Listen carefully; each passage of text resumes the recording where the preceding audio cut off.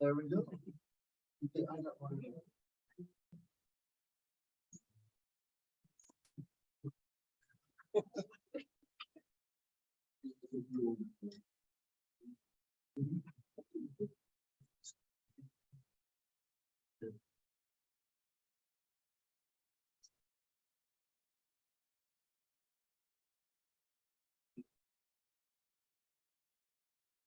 I see why he struggles with this.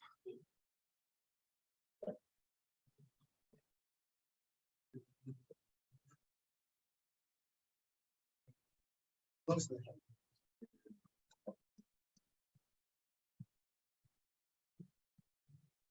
Thank you.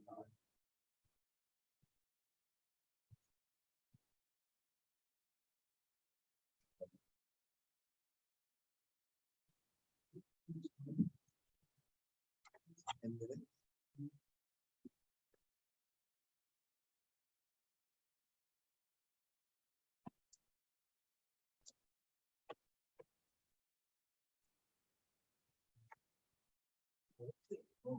Sorry.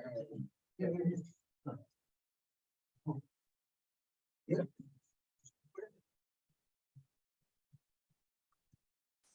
That's understanding. That's charged out, but yeah. But,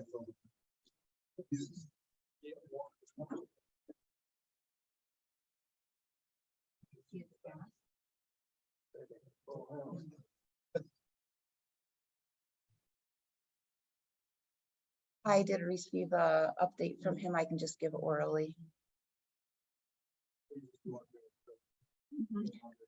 It'll take me 3 minutes if I read it.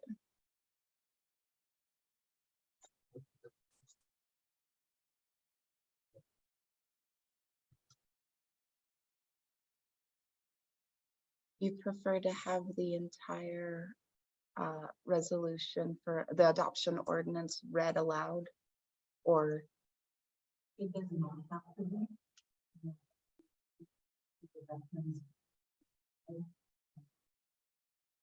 thank you.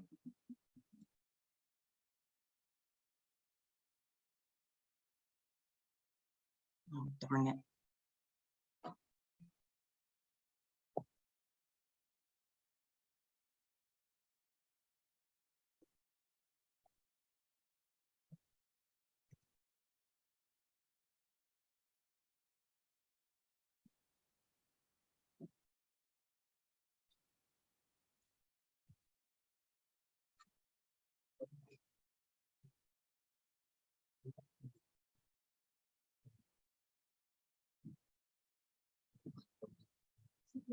Yeah.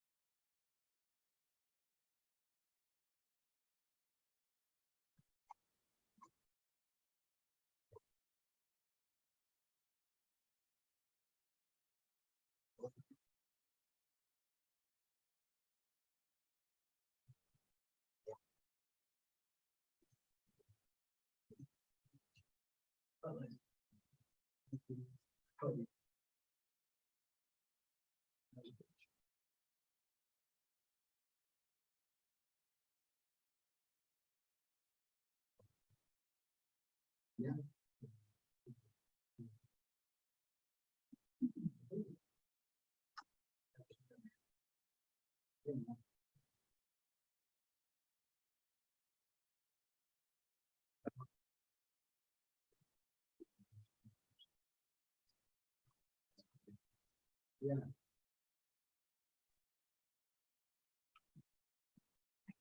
See very well, guys. It's afraid to turn it dark.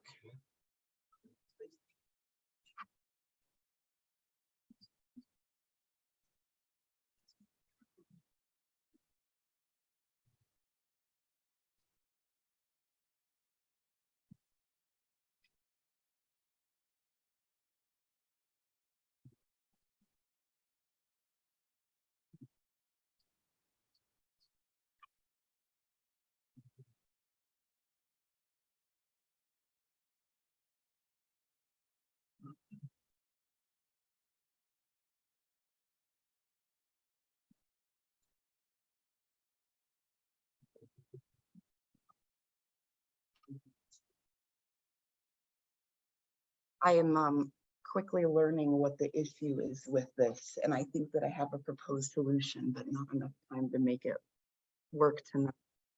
In the meantime,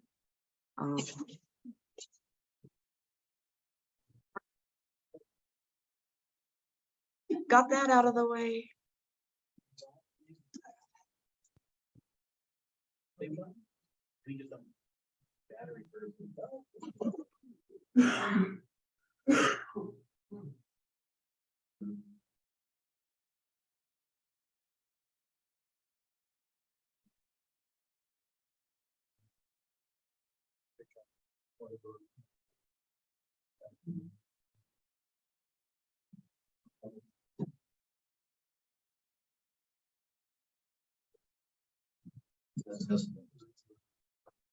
Great.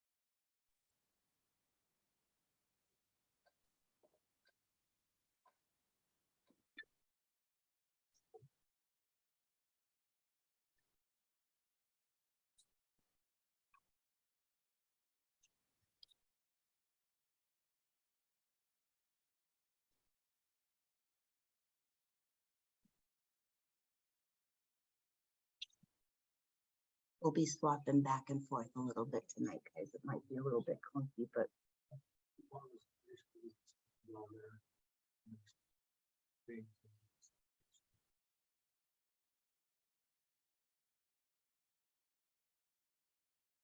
there we are. We've got 7 o'clock. I did not see any signups for, I didn't get a notification from Bo that anybody had signed up through the clerk's office. Certainly if anybody would like to sign up tonight, they can certainly put something in the chat, and when we get to the time, I'll check. We need to find out. That would be great. Well, or we can,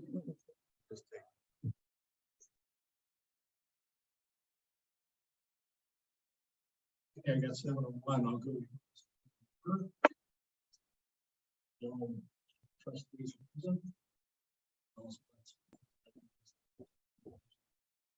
Regional building. That, John.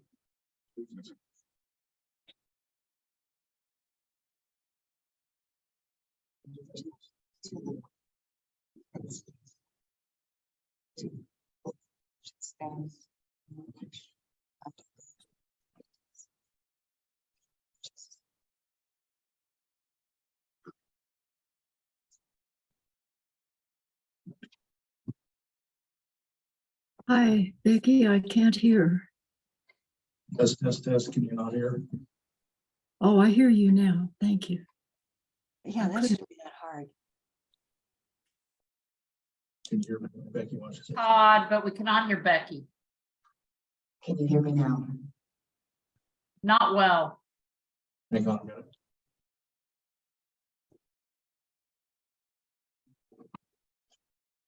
Here, Dixon, I'll turn up my inside voice. Go to up there with mute.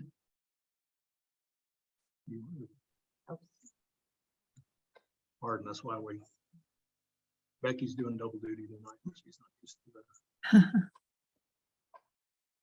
Okay, click that little up arrow there. And click the microphone. Yep, the codec. You want the codec.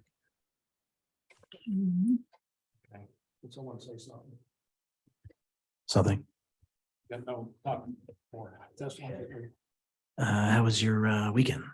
It's fine. Keep Yeah. going. Thank you all for joining us this evening. Yeah. See some very friendly faces out there. Yeah, can you hear us now? Is that Mr. Gafford out there? Is it? Okay. Okay. It's nice to meet you face to face here. That's good. That's it. I can hear now. Is that better, Ann? Yes, that sounds good. All right. Thank you.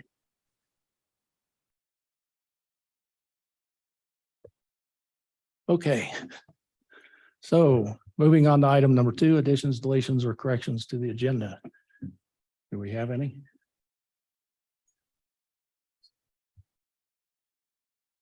You know, it's a long, potentially long meeting tonight.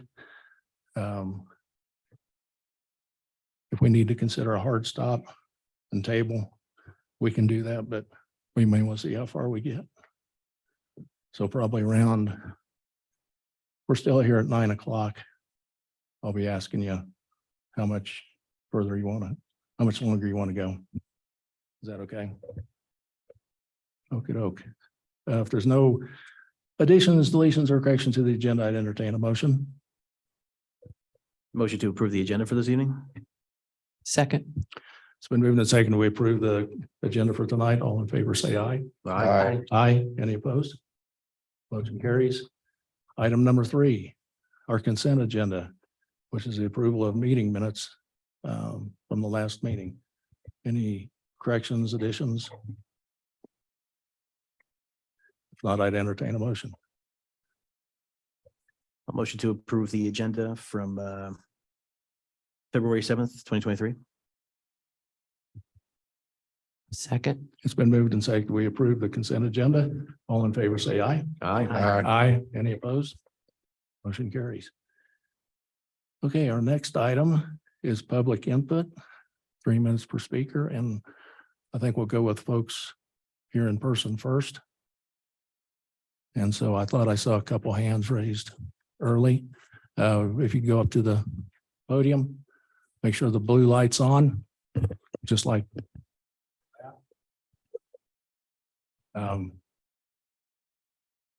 I'll go by raise of hands and then pick. Clay, I think you, Mr. Gafford, yeah, go ahead. just hit that button. Push the button. There we go. Hi, my name is Clay Gafford and I live at 7045 Oak Street, and I'm here to comment on the planning commission's recommendation about moving the laydown yard from the problem area that we have up on Old Latha Street to what was the old town lot where the town lot behind the post office where the whole building burnt down, the old town hall. And I don't agree with that at all for lots of reasons. First of all, the lot is small, 25 foot by 100 feet is as much as you've got with the shed being built there. Secondly, you have to cross private property to get to it. The only access to that 25-foot lot would be from Oak Street or the alley, and that's blocked with a big bush, and the septic system on the Oak Street side, and on the back side is a shed.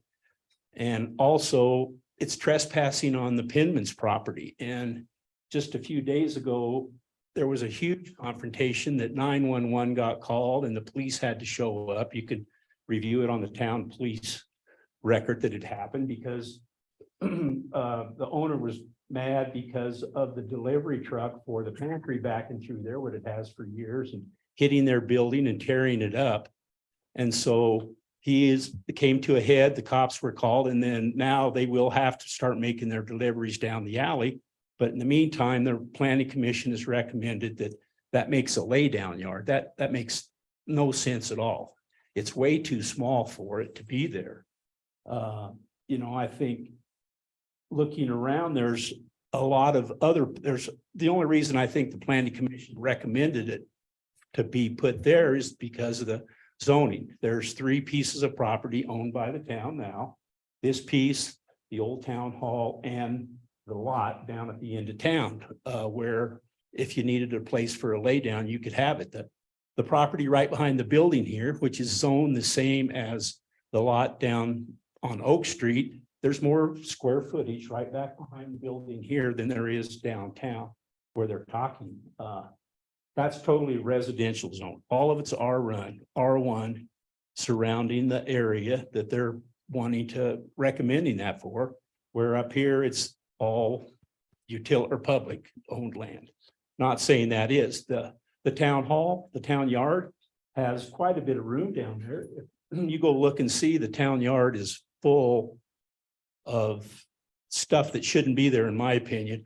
A pontoon boat, a log splitter, 3 trailers, 15 blue barrels, numerous trash, old equipment. If that was cleaned up, there would be a lot of room down there. Just needs cleaned up. I don't know if many of you know what the town yard looked like, but it's a mess with stuff that's never been cleaned up. And the whole problem is being recreated right now by the same contractor that pretty much created the problem up on Olathe Street, right across from Trustee King's home, with the leftover material from the recent lake project. That project's done, and there's still numerous loads of stuff over there that should be hauled away. And I think it's a lack of project management on the town's part for allowing the Olathe Street. It's the same contractor on Olathe Street that left all the stuff there for years, that created the problem. If they would have been policed then, that wouldn't have been of it. And now he's doing the same thing right across from Sunday's home by not cleaning up his mess. Thank you. Thank you for your comments. Lisa?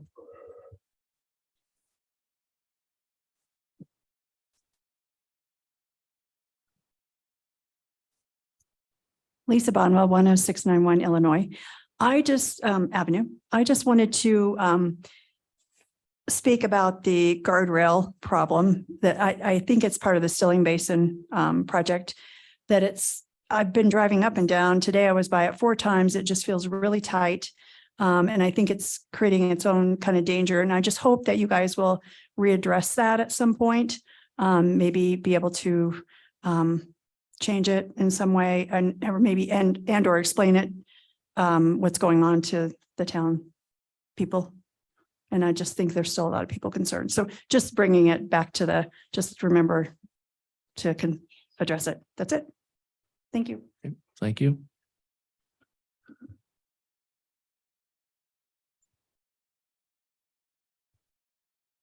Okay. Anyone else in the audience? Okay, Zoom land.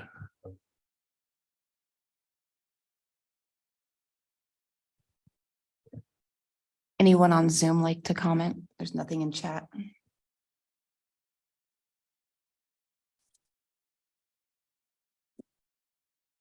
Oh, I see Lamar's raised her hand. Okay, go ahead, Lamar.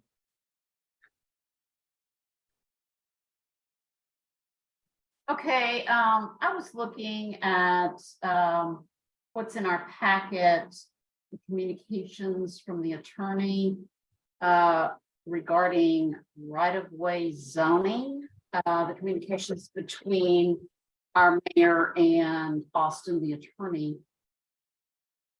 And it looks to me like he's saying that because an area is zoned a certain thing, the right-of-way may or may not be zoned the same way. But you have to look at the conveyance of that right of way at the time that it was formed. So I just wanted to point that out, that that's probably something that maybe planning commission, I don't know, if staff is able to research that regarding the Olathe area and see what kind of conveyance took place at the time that right of way was formed. Just want to comment on that. And I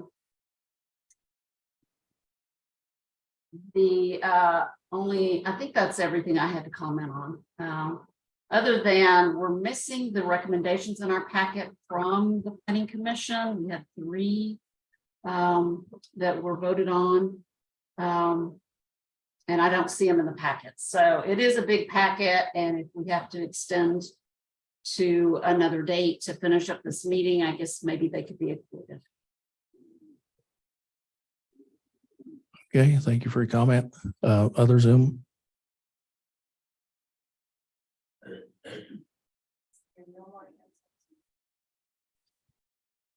Okay, Zoom land, going. Okay, moving on. Item number 5 are business items. Wilson and Company, and Andre is not here. I think Becky's going to do a quick recap on it.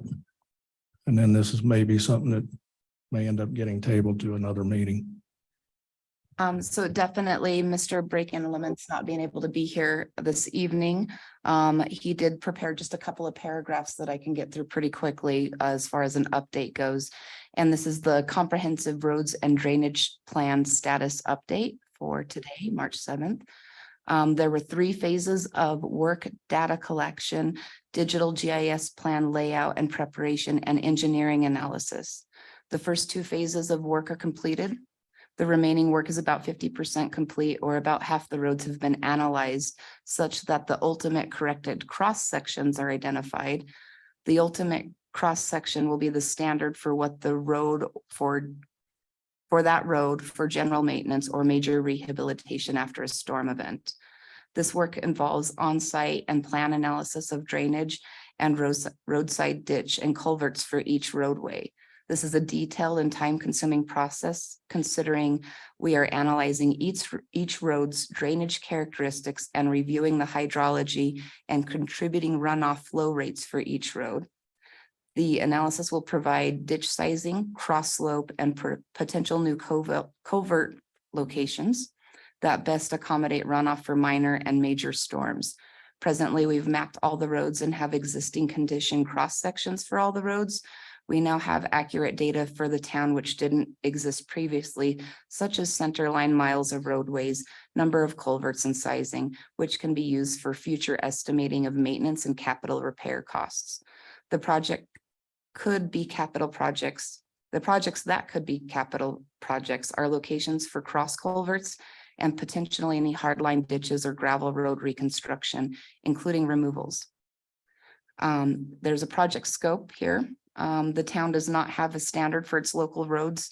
Development of a town-specific standard is necessary to identify the basic cross-section geometry, incorporating drainage elements unique for its variety of rights-of-way conditions and steep grades inherent to mountain towns. Such a standard would be in the form of as-built plans to be utilized as a reference for public works management and crews for general road maintenance and for storm recovery, to assure roads get graded and rehabilitated to reflect their cross-section per plan. And the drainage system and the roads continue to provide adequate capacity to result in minimizing future damage from erosion. The project approach is to prepare that set of roads plans for all local roads.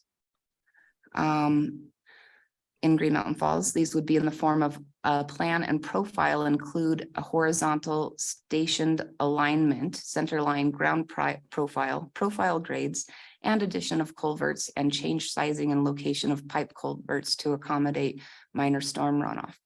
The plan views will include proposed and final locations of all roadside ditches, culverts, and other drainage improvements to accommodate minor and major storm runoff. The plans will include any demo or removals of existing facilities that are no longer useful or warranted. So the plans include cross sections for all roads and transitions between the cross section. This portion has been completed. The right of way per the assessor's parcel database, which has been completed. LiDAR based contours and topography, which is completed. The private driveway locations with driveway culverts, which is in progress. Also in progress is identifying flow rates for minor and major storm for key design point locations and intersection details where necessary.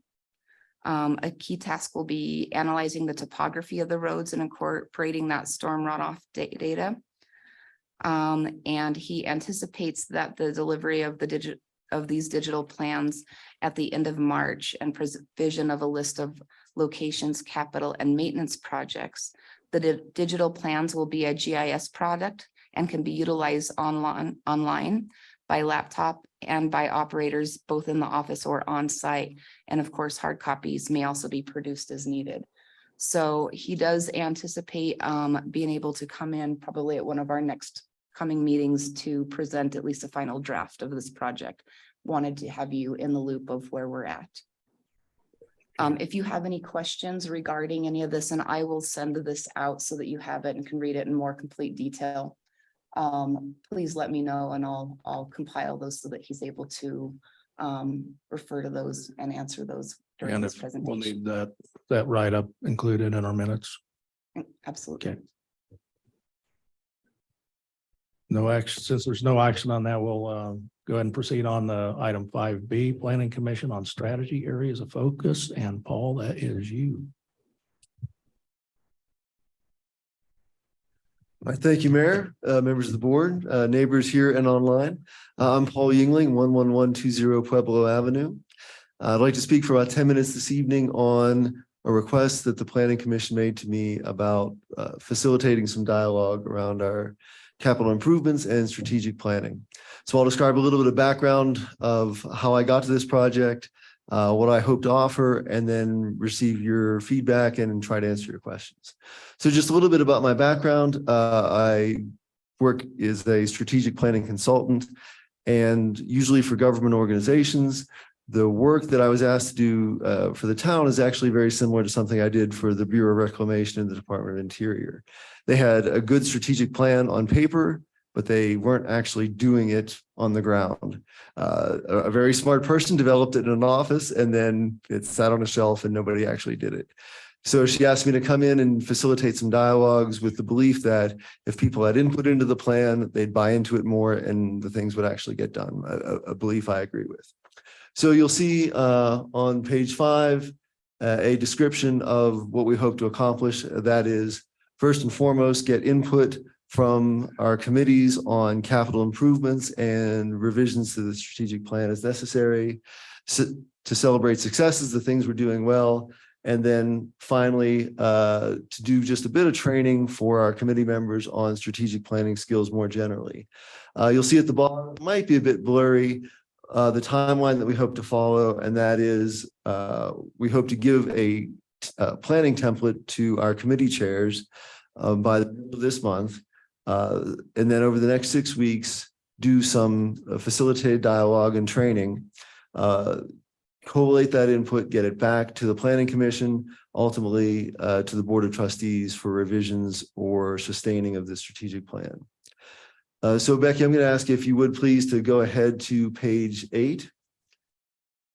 And what you'll see here is an agenda of what I would hope to provide in about an hour and a half to meet with each committee and go through those action items, celebrate the successes, identify areas for improvement, both to capital improvements and strategic planning, and then finally do a bit of strategic planning training. So if you scroll down to page 9, you'll see that very first thing we'll do is to celebrate best practices. That is, we're doing a lot of stuff well, so let's capture and celebrate that. pass that feedback onto the board to sustain our success stories. Next, I hope to identify focus areas for improvement in both capital improvements and strategic planning. And there I'm going to ask if you would, Becky, to scroll down to page 12. And that is a summary of the capital improvements. And both here and elsewhere, the goal is to ask for inputs on our top priorities, the things we really want to focus on. I'm the vice chair of the Fire Mitigation Committee, so things like the guardrail, I focus a lot on mobility, how people get in and out of town, that matters a lot to me. Somebody from the Parks and Recreations and Trails Committee might focus more on trails issues, but the goal is to solicit bottom-up feedback on our capital improvements. What's most important? This is all non-binding. The board, of course, will make its decisions, but our goal is to provide that bottom-up feedback so that you can make the most informed decision possible. There's also a format earlier in the packet that would allow the proposal of new capital improvements not captured in the current plan, as well as deleting items that have already been completed or that are no longer necessary. And then Becky, I'd ask if you could scroll down to page 15. You'll see we'll follow the same process for the strategic plan. That is, we'll ask each committee to go through the current strategic plan and ask what elements are still viable, which ones we might need to refine. So for example, although it's a bit blurry, you may see that there's a public education for fire mitigation objective 2.1. We're doing that, but not quite as it's stated in the plan. Instead of doing one big brochure, we're doing monthly tips, figuring that the dialogue is better when it's sustained rather than a one shot. So we might refine that goal or propose that that goal be refined, and ultimately the board would make its decisions. And then Becky, I know I'm bouncing around, but I'm going to ask that you go back to that agenda on page 9 rather. And once we go through focus areas for improvement, I would ask each committee in kind of a facilitated dialogue. Again, that's page 9, to identify and prioritize the things that are most important. Those of you who are big readers, you may recognize this grid on one more on page 9 from that urgent and important matrix. If you're a Stephen Covey fan, 7 Habits of Highly Effective People, you're familiar with this. And this is a tool where we'll ask our committees to identify the things that are most important that have to be done right now, high impact and high time sensitivity, and also those things that perhaps we could do without. And then the last thing we'll do, and I'll ask you go to page 10. And this is a menu of training topics. So I think what we're at one more. The electrons are moving a little slow tonight. Keep going, almost there. So this is a menu of training topics that I would propose give the committee a chance to ask from the topics you see here, what would you like to hear about for about 30 to 45 minutes? The strategic planning process is from a book by John Bryson called Strategic Planning for Public and Nonprofit Organizations. The leading column you may recognize if you're familiar with John Cotter's work by the same name. And design thinking is kind of a ubiquitous process. I was speaking with one of our neighbors who used this process to teach preschoolers. I teach it to doctors and MBAs. I'll leave it to you to decide who's the better student, but it's a process that is often useful in designing and solving complex problems. So that's our pitch. Hope to, over the next couple months, meet with each committee for about 90 minutes and then provide that feedback back to the board. Paul, thank you very much. I love it. Okay. Now, the one comment I will have is, in my experience under the leading change, creating a sense of urgency, sometimes that gets sensationalized and sometimes it goes into fear mongering. And those are things I'm going to be looking for because I'm sensitive to those. I don't want us going down that path. Right. Of sensationalizing things and going into fear mongering, to try to enable something that doesn't need that. Right. Let's create urgency, not hysteria. Yeah, Exactly. right. It's creating urgency, not hysteria. Are you proposing by the end of this quarter that you will have met with committees and the commission and everything on what will be prioritized? Yes, so by April 30th, the goal is to meet with each committee for about 90 minutes and solicit their feedback. That would then be consolidated by the planning commission and then get to the board by June. Thank you. Are you looking for approval on this plan to go forward? Yes. Okay. This really looks great. Thank you so much for putting this together. I just had one question. Maybe you can help clarify on page 5, May 31st workshop with committee chairs. So that would be the chairs of the 3 committees. Yes. So in other words, each committee meets individually and gets that feedback from their members. And then the 3 committees would meet chairs to consolidate their input and pass it on to the board. I see it includes town staff and no more than 2 trustees to attend. I believe that was an open meetings concern, that if there was if there's a quorum by the Mhm. board, that then you'd have a problem with an open meetings see. requirement. But I don't want to overstep my bounds and presume to. I was just thinking that it might make it difficult for the liaisons to be in attendance. Hmm. But- Well, I'll defer to you on that. It's I- certainly, I know wouldn't it- want to preclude anyone who I wants could- to be I there. understand your concerns there. Yeah. So thanks for clarifying that. If we get to a situation where we look like we want to have more participation by anybody, we can certainly publish these public meetings. So Mhm. just keep us in the loop and we'll support you as staff. Okay.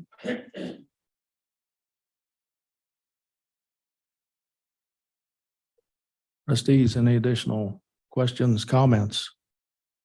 If not, I would entertain a motion. I move that we approve the strategic planning proposal presented it's dated February 28th, 2023. I'll second that. It's been moved and seconded that we approve the planning commission strategy proposal. There you go. All in favor, say aye. Aye. Aye. Any opposed? Motion carries. Thank you very much, Paul. Okay, moving on to item number 5C, the resolution 2023-07 on Olathe Street. And I'm kind of wondering, because I did contact Austin, because what I perceived was that folks were thinking that the zoning applied to the right of way. And that was my question. So that's why I went and asked Austin the questions. And I'm also kind of wondering if we may want to send this back to planning commission, because I figured, okay, well, what's our new code say? And our new code is pretty prescriptive about adding things that are not in uses, but it also seems to be silent on staging. And so I'm wondering if we maybe shouldn't send this back. And that, those are my thoughts. Are you saying just to send it back so every I is Yeah. dotted and T is crossed? Reevaluate. Personally, what I'd like to see is just a database that shows the town-owned areas, town-owned properties, whatever they may be, the square footage, rough square footage that may be available, any pros, cons associated with that particular property. And then if there's any like unique attributes, like do we have to modify it? Do we have to get an agreement? That was brought up earlier. So I'm kind of wondering, personally, that's what I would rather see. Now, I think it's probably, I think the folks on Olathe The impression I'm getting now is they'd like some reassurance that we're not just going to continually. That it's stays black there. and white. We could on- do that with a in the code. policy. Yeah, Yeah. we could do that with policy as well. Okay. So So is the easiest way to get this squared away for the residents of Olathe, to just draft a policy? yeah, I'm kind of wondering if it wouldn't work better to just draft a policy for future uses, because I don't want to impact what's going on now because they seem to be moving along. And I think if we can get them in and get them out, the quicker we can get them in and out, the better. That's just my opinion. Because again, we're all in agreement that Olathe is, that's it, to definitive with utilizing it as a staging ground. Yeah, I think So I think the folks there could use a break now. I have to admit, I'm not a fan of formally limiting us because, okay, the projects that are coming up, we got the dumpster blind that's coming up soon. In fact, it's even in our agenda packet tonight. Mhm. We're gonna have the bridge going to the gazebo that we have to do something with probably before the end of the year. We got the gazebo itself that we're gonna probably need to do something with. We have a old marshal's office that we may be doing something with. And oh, by the way, what I'd really like to do is get into that infrastructure money so we can hopefully get the large culverts replaced and replace as many bridges as we can. And then even if we get enough money to redo an overlay, but that's millions. So, Kind of sounds like Olathe will still be utilized if we don't make the decision to just. well, say I don't know. You know, the- I don't know if it'd be used on bridges because we probably try to stage at least this bridge out here, you know, fairly close, you know, if we got to redo the bridge. The culverts are probably going to be right across the street from where the culverts are, you know, trying to maintain the church parking as much as possible. The stuff down at the lake wouldn't surprise me if we're blocking out a few parking spaces down on Lake Street. So yeah, there's a lot of things coming up, and I really want to try to get that infrastructure money. In fact, I'm meeting with the head of the PPACG and their grant coordinator on Friday here in town. I'd really like to get that because the word I'm getting is that if we don't get it now, it's probably going to dry up. But So, back yeah, to Olathe, you know, how that will affect those residents on Olathe. I think we could probably try to steer clear of a lathe, but you know, Was but the then again, I intent really of, don't want to I really don't want to tie our hands to say we absolutely can't do it in case we get into a bind and whatnot. the spirit of this resolution was to not utilize Olathe any longer. That was a Yeah, determination that I think we all made. it's basically, I kind of lumped this in with, you know, the multi-year contracts, you know, the service contracts, because we never know what's going to happen one year after another. And I'm not a fan of those either. I mean, certainly there's going to be future discussions on where we're going to stage.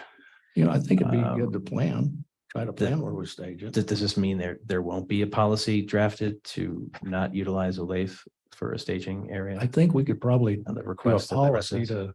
to maybe try to steer clear, but to actually tie our hands and say, no way, don't do it. Personally, I'm reluctant to do that. I think one of my main concerns about Olathe being utilized is, I mean, I get it. It is a nice area, right? It's also right on a creek. I always think about the flooding that we get in this town. Not that they just have diesel cans laying around, you know, the staging area, but it is pretty close to the water. That's another concern. Right.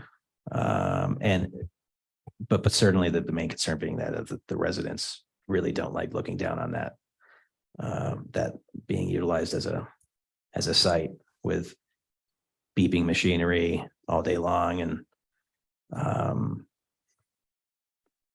I thought that the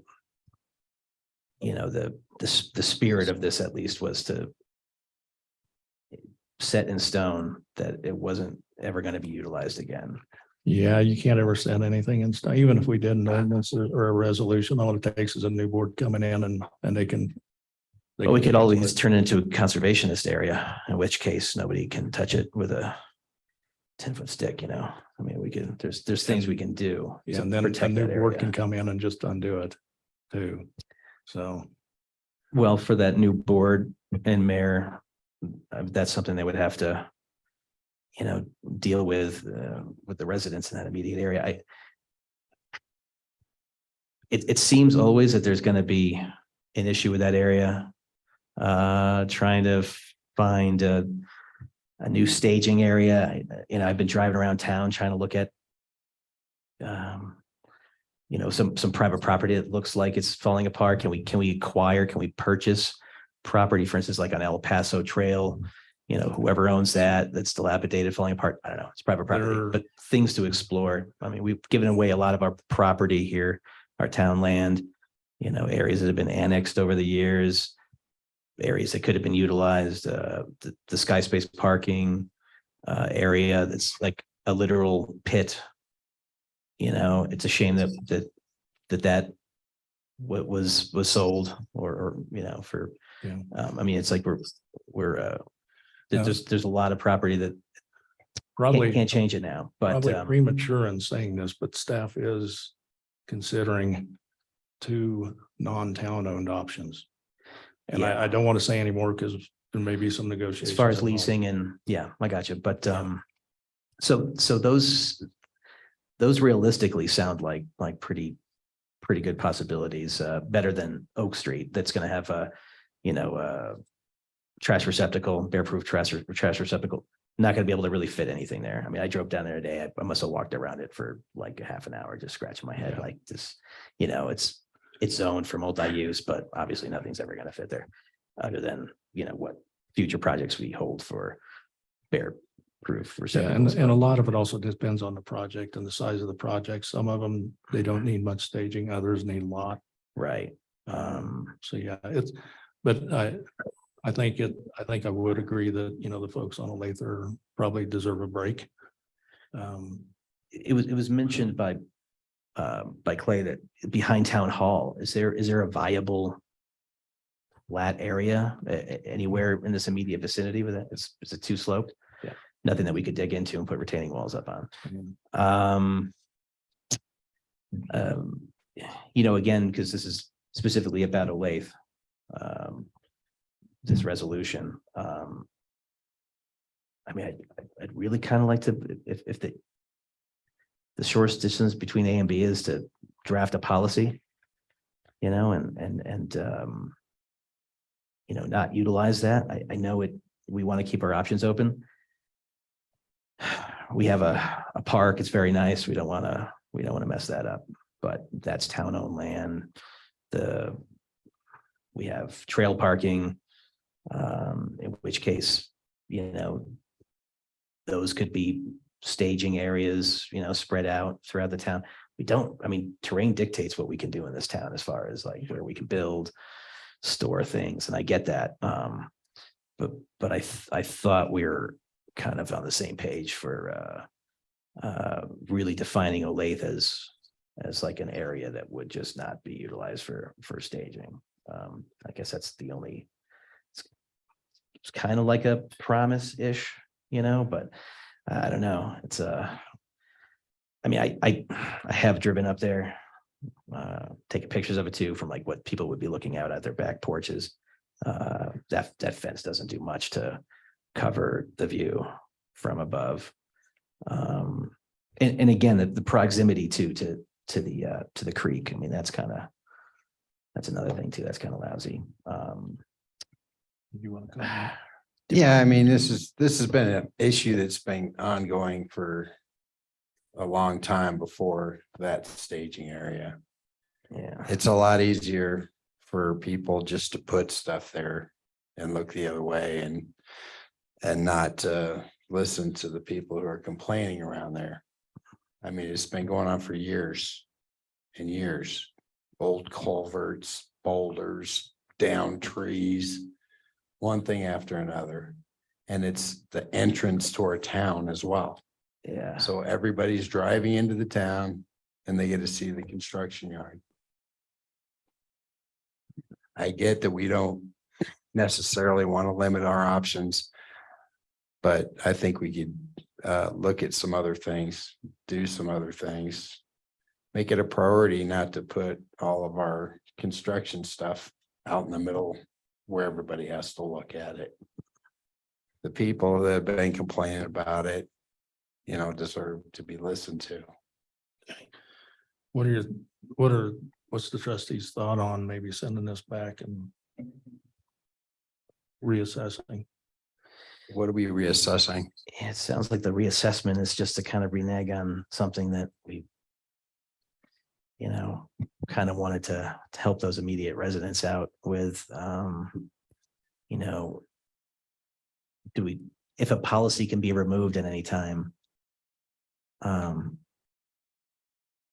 we just draft a policy and this administration cross our fingers that we never have to utilize the Lathe again? Is that, You know? we could task staff to draft a policy if you want to. I mean, as of Try that. as of right now, I mean, the area is being utilized. You know, there's no project that, at least to the best of my knowledge, it is going to require the immediate use of, I mean, I know we got a lot of projects going on around Gazebo Park and everything, but, you know, I think on good faith, I mean, after this project is I think they kaput, deserve a break. is there a really big break? Yeah, and possibly, you know, I think you had a really good idea that, you know, for a policy, you know, that could be drafted.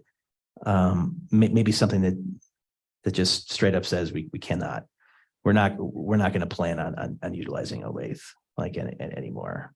If there was some direct disaster relief, you know, if there was some sort of cataclysmic, gosh, I mean, something really bad happened in this town and there's just like absolutely nothing, no other area we could utilize for, you know, staging for something absolutely catastrophic, you know, something that, Oh, yeah. what is that? For emergencies. I think everything's that's- out the door. Is that fair? Emergencies, Yeah. everything gets. Yep, used. emergencies, That's not- emergencies. I think that's a Yeah. different issue Yeah. than what. And That's maybe that's what I could say in the policy. Okay, this is going to be, you know, the sky's falling, something horrible. Yeah. Maybe that's where emergency relief goes. You know, I mean, I have a suggestion, if I may. yeah, sure. So what I'm hearing is you'd like to have a policy drafted, utilize or designating the space to not be used unless it be of last resort and subject to board approval and evaluated on a case by case basis. Ooh. Yes, that's a good start. I also like the mayor's suggestion of looking at the pros and cons of alternate sites. I'm sure nobody wants to be next door to a staging site. Yeah. Again, you know, I just feel like however the policy is worded, I mean, it could. I just feel like a lathe is going to be utilized again. Like absolutely, like by next spring or something, it's going to be, I don't know, a circus or something. Or park down in LA there. Well, I mean, Yeah. that's historically, that's been. Yeah, I mean, It's been recognized as a usable area. It's a flat spot that can be Yeah. used and it's used. and it's used. And unless something is put down to prevent that it's going to be used. I mean, even if it's not granite, can we put it in limestone? I don't know, like, you know, you say you don't want to put it in stone, but because everything next administration can come through and I mean, that's a, you know, that's a river they're gonna have to cross, you know, at that point. But I mean, I think the spirit of this was to just end that entirely. Yeah. You know, it seems that there may in the future be conversations with property owners, you know, to assist the town, you know, and give us some space. Again, it's a shame that, I mean, that there was a lot of space on the other side of that mountain. It's gone. You know, obviously we can't utilize that right out the gate, but yeah, I think getting back to the So- Olathe situation. So with this, what I'm kind of maybe recommending is that this get tabled, this particular one get tabled until we can get a draft policy. Yeah. Um, Now, how will we have communication about, I mean, there'll be a drafted policy. We'll look at it. Yeah. Again, it's not like we have another project tomorrow that's going to be taking up that space. That's going to be We- there till next spring. We have a little bit of time. We got some I time. think that we should aim towards the summer of having a draft policy in place. That way, once this project demobilizes, you've got something set in Right. place. And it certainly, there's probably going to be a couple drafts. There may be a few. Can throw that out there, that if, you know, it really doesn't look like, again, you know, if there's an emergencies dictate obviously a lot of what is going to be utilized in this town space wise, and you know, maybe that's where a bunch of trucks park to hand out food or water. I don't know. But as far as like construction vehicles, unless it's like an absolute emergency, I mean, I think that's what the spirit of the policy. so yeah, so I think I'm gonna go ahead and, Just table it. well, I think I need to, I'll move that we table this pending review of a draft policy. Yeah. So that's Yeah, the I'll agree with motion. that. I'll second that motion. Okay, it's been moved and seconded that we table resolution 2023-07 on Olathe Street until we can review it with a draft policy. All in favor, say aye. Aye. Any opposed? And I would also like to task the planning commission to review our new land use code with respect to staging. Because right now, when I looked at it, it looked like it was, it looked like it might be silent on it. Just like to say, I hope the policy covers more than just that one site. Yeah, I'd also What else would you? personally propose? like to task the planning commission to put that Yeah, database together of all the town-owned the zoning. properties and, you know, with the areas, the pros, the cons, and any special considerations. I mean, since it's brought up right now, what other sites would you propose? I'm not proposing any sites. I'm just proposing a policy that looks at all the sites. You know, if there are usable sites, you know, chances are good that they're going to be disturbing somebody.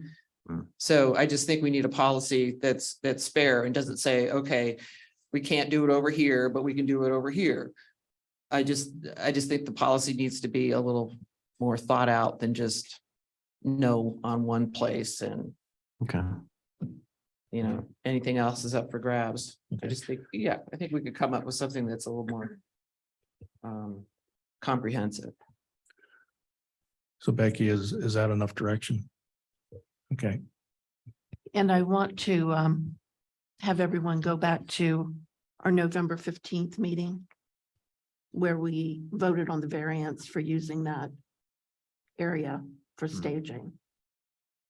yeah, I would not want to go back and try to have them move it, because like I say, I want to try to get them in and get them out as quickly as possible. That's just my opinion. Yeah, I think the discussion that we had on that day was, you know, trying to assist the utilities company so that they wouldn't incur any leasing costs.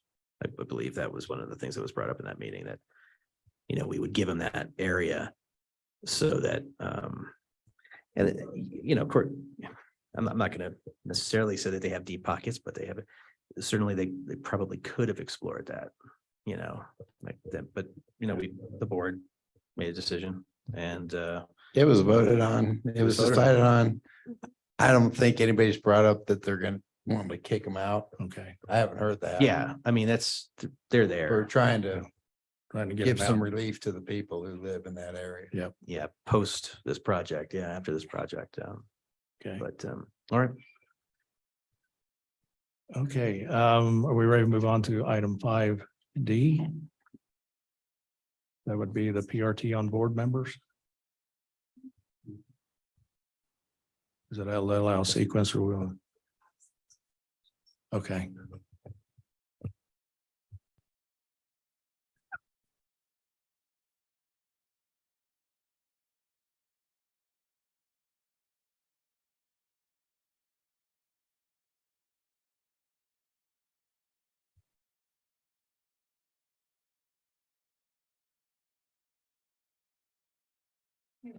Yep, there it is.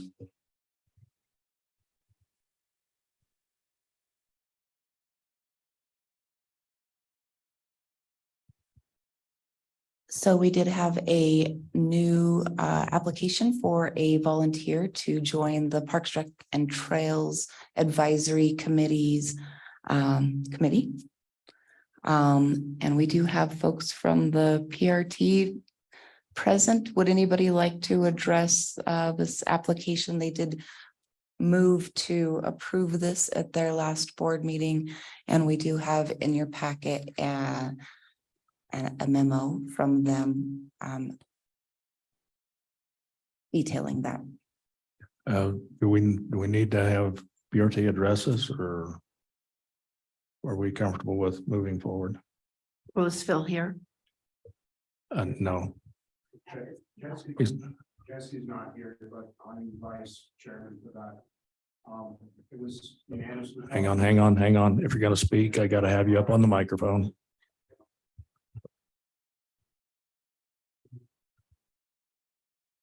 Make sure your blue light's on. Clear blue light. I'm Jay Kita from the PRT committee. I'm vice chairman. We felt that this was an ideal candidate. He has very relevant experience and as a resident and person interested in the town, he would be an excellent fit. Do you have any questions? I would ask for the reason for choosing the volunteer opportunity. He was asked to join by Don Walker. It was. Does that mean he has no interest? Oh, no, he was very interested. It was he had detailed discussions with Don they worked together on some of the proposals that you will eventually see for the rebuilding of the bridge. Mhm. And it was suggested to him, you're already involved with this. Why don't you jump in and apply this on a more consistent basis? It would be nice to have an actual reason on any future application. The reason, As well as the volunteer position being applied for, having the correct name of the committee. yeah, I didn't see that before it came up. Thank you. I think he filled this out by hand and then supplied this to Jesse later at a later date. So we'll make sure that that's done next time. Thank you, Mr. Kita. Okay. Any other discussion, comments? If not, I'd entertain a motion. I would motion to approve the application for Phil McIntyre for the Parks Rec and Trails Committee. I'll second. It's been moved and seconded. We approve Phil McIntyre for the Parks Rec and Trails Committee. All in favor, say aye. Aye. Aye. Any opposed? Sean, would you go up and push the blue light off on that? I think that's part of what we're getting feedback on. Thank you. Okay, moving on to item 5E or dumpster blind project. So the Parks Rec and Trails Advisory Committee also put together some design and a little bit of a visual outline for this project. It does show the location of the site that is being suggested that we utilize for this project. You'll recognize these 4 trees behind the post office on Oak Street as the location. The 4 trees are actually within the town's platted right of way, so on town property. Of the trees, we had the state forester come out and look at them. One of them is dead as a result of beetle kill. The others also are proceeding on that same path. So it was suggested by the Parks Rec and Trails Advisory Committee that they be removed. And this site developed as the dumpster blind. So here are just a couple of images that were put together by the committee that show kind of what that would look like on the ground. This also does include another area that could be utilized for a recycling bin. The dumpster that is in there is actually a gable top dumpster. This has metal doors, and unlike the top load dumpsters, it's got the sliding doors that you see at many of the parks areas. They're much more wildlife resistant. And then, of course, we also have some details within your packet of that site, the space that's available, as well as some materials lists that they have come up with. And so it's my understanding there's potential options, what I would call the gold star option may actually be above the total amount that we're getting the grant for. However, within those estimates is a 20% pad, which would easily get us back down to the total amount. And there's also some breakouts that were in color in our packet that could also help reduce the cost. Absolutely. And so I'm kind of thinking, go for the gold star and then authorize Becky to knock off some of the additional cost items if needed, and try to hold the lighting until last, because they think that's a key element in trying to help keep the bears away. And certainly one of the benefits to this project on Oak Street will be that looking at the images here, if we can go back to that, looks like you need a truck that's able to back up in the way that it's oriented. Needs a lot of space. Can't really put a lot of stuff down there on Oak Street after this project, We did evaluate the site utilizing one of our trash haulers that's familiar with the delivery needs of those spaces. So there were some original things when we began the project that we were thinking were appropriate, such as a concrete pad. After talking to the trash hauler, that concrete pad would end up being destroyed just by nature of how they load and offload that container. Mhm. So it was better designed that it be gravel so that we can go in and repair it easily using small equipment. But yeah, you're absolutely correct. There's one way that it can feasibly be loaded to avoid the utility lines also that are there.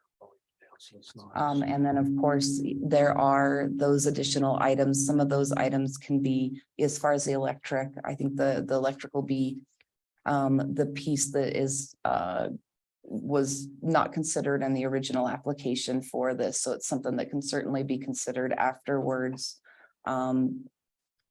Or that we could find an alternative for, such as solar, where we're not having to run electric to it. Okay.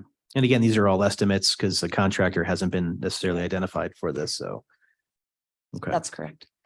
So we And may not was go. the post office truck taken into consideration in any way? Yes, we went and talked to the postmaster at the local office because doing this project, essentially taking down the trees, will require a utility drop, an electrical line drop there.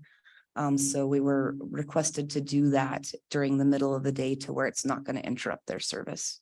Yeah, I walked around it today. There's 2 lines going around the trees, Yeah, one on each side. one's a communications line and the other's electric. So is there any ability that we could save money in the project by utilizing cusp once those lines are down and getting those trees? Because we have 55 more acres out to the right of ways. It's been asked. I haven't heard back yet. Nice. Okay.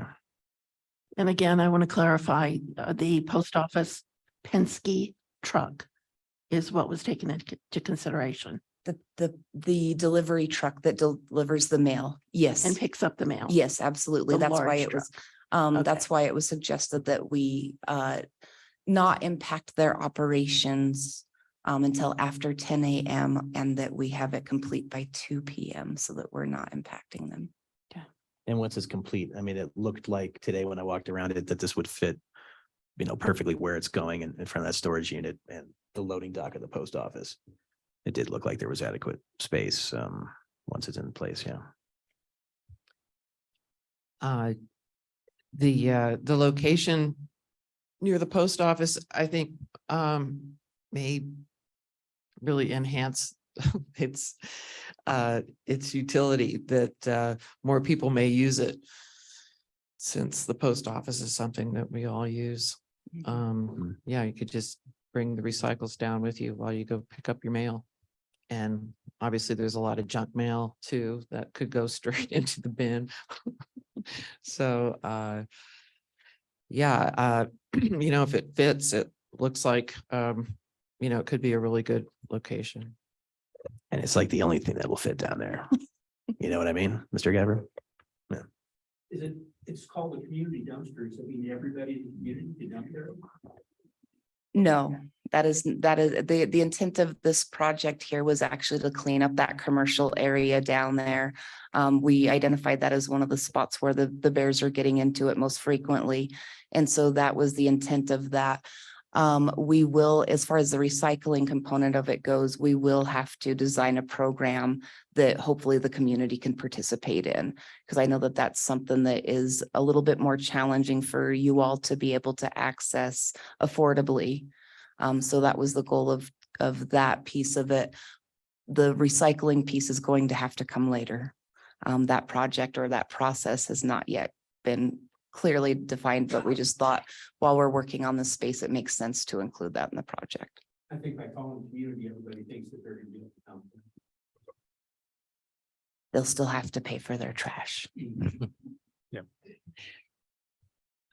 Is the issue of the grease trap that's kind of in the alley behind the restaurants, is that being addressed at all in I this think that project? they have to dispose of that in another way, and I'm not quite sure what the standards are for that, but we'll have to be working with our trash provider too to make sure that only appropriate things are going into the dumpster.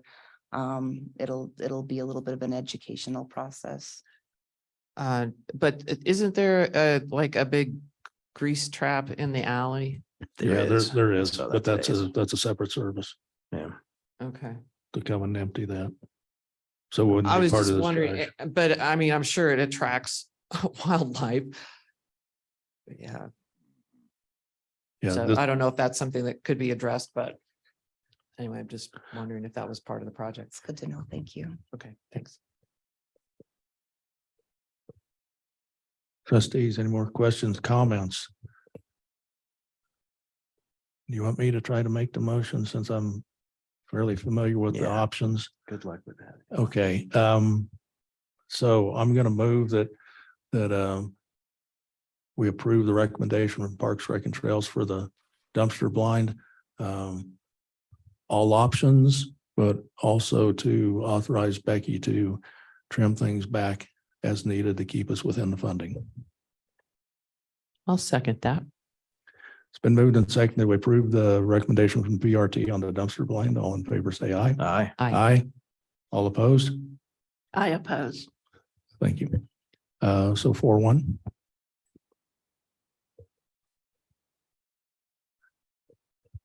And moving on to item 5F. And this is a resolution that I kind of requested. And the reason is for the various regional entities I'm a member of, I'm also a member of the legislative committees. Oh, please don't. And so they've already dumped around 300 some odd bills and we're halfway through. Actually, I should have done this about 2 months ago. But I would like to represent the town on some of these and say, and either request amendments or support or an absolute worst case oppose. I've been working fairly closely with Commissioner Stone from Teller County and Mayor Thompson from the town of Fountain, or city of Fountain, pardon me. And there's a good possibility I may be heading up to Denver on more than one occasion to testify to the committees. Some of these bills impact us, could severely impact us. And I'll just mention a couple of them. Ones we spoke on up last week, I went up to PPACG and we spoke to the regional or to our local legislators on this. The two bills we spoke on were the Wildland Urban Interface Board that they are proposing. PPACG is recommending that they only come up with not requirements, but guidelines for us to meet.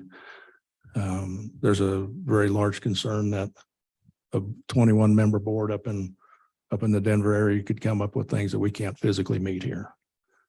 And that's when I got up and, talked to them about, and again, reiterated that we want to keep that as more guidelines rather than mandates. The bill author sat there and told us, oh, there's no mandates. It's just guidelines. And if you read the bill text currently, it authorizes a 21-member board to create code. Then to me, that's a mandate. And so I'm very concerned that they would create things we couldn't meet. And then at that point, we're having to go up and try to see if we can't get some kind of variance. There's also concern on if we have to enforce and, how much that may cost us if we actually have to go out and try to physically enforce whatever they come up with. And right now that's an unknown. And so we're really trying to see if we can't score an amendment to where we're just asking them to basically just come up with guidelines for towns to use and then let the local folks determine what we believe we really need based on our topography. And so that was one of them. The other one was greenhouse gases. PPACG is kind of looking to see if we can't get amendment on that. But yeah, what's happened is they've come up with one set of criteria, and now they're coming out in a very short time later with a whole nother set that is even questionable if we can even get there from here. And so, yeah, a lot of the bills appear to be very idealistic and not a lot of thought into the practicality. And so what I'm asking from the board, my filter is it going to cost the town anything? And is it going to take away local control? And if it does, then I may be testifying to see if we can't at least maybe drop a seed in there to see if we can't score some amendments. It's an uphill battle, but I think it's important that we go up and we have a voice. The reason I'm asking for this authorization also is because these are quick term. We're going to get another 300 bills. We're about halfway through and they're telling us we're going to get another 300. Yeah. And so that's the thought process, and I will recuse myself from the vote on this one. And we need a resolution for you to do that. Why? If I go up and represent Green Mountain Falls, say Green Mountain Falls is against this, and it's something that the board comes back and says, well, you went up and represented Green Mountain Falls without us granting authority. Under section 2, I don't have the specific number. The board can authorize me to certain authority. So that's kind of where I guess where I got the idea from section 2, board can actually authorize me to do more than what the code currently allows. Yeah, I think think as a mayor, you should be able to represent our town, certainly with the state. It's just like a blank, but I think what you're saying, Sean, is this is kind of like a blanket. You could just go up and even if the board didn't agree with a thing or like, it seems like what you're presenting is. You're on these committees. My Mhm. mic apparently is not working anymore. You're on the committees, you're representing as the mayor of Green Mountain Falls on these committees. And you're asking for some specific authorization to basically represent what the town wants on any issue. Right. That's right. Because right now we go up, say like with PPACG and I'm representing Green Mountain Falls on PPACG, but it's the PPACG that's actually going forth with some of their thoughts on some of these bills. And so it's kind of, but not exactly. And so with this, I could actually just go up and testify.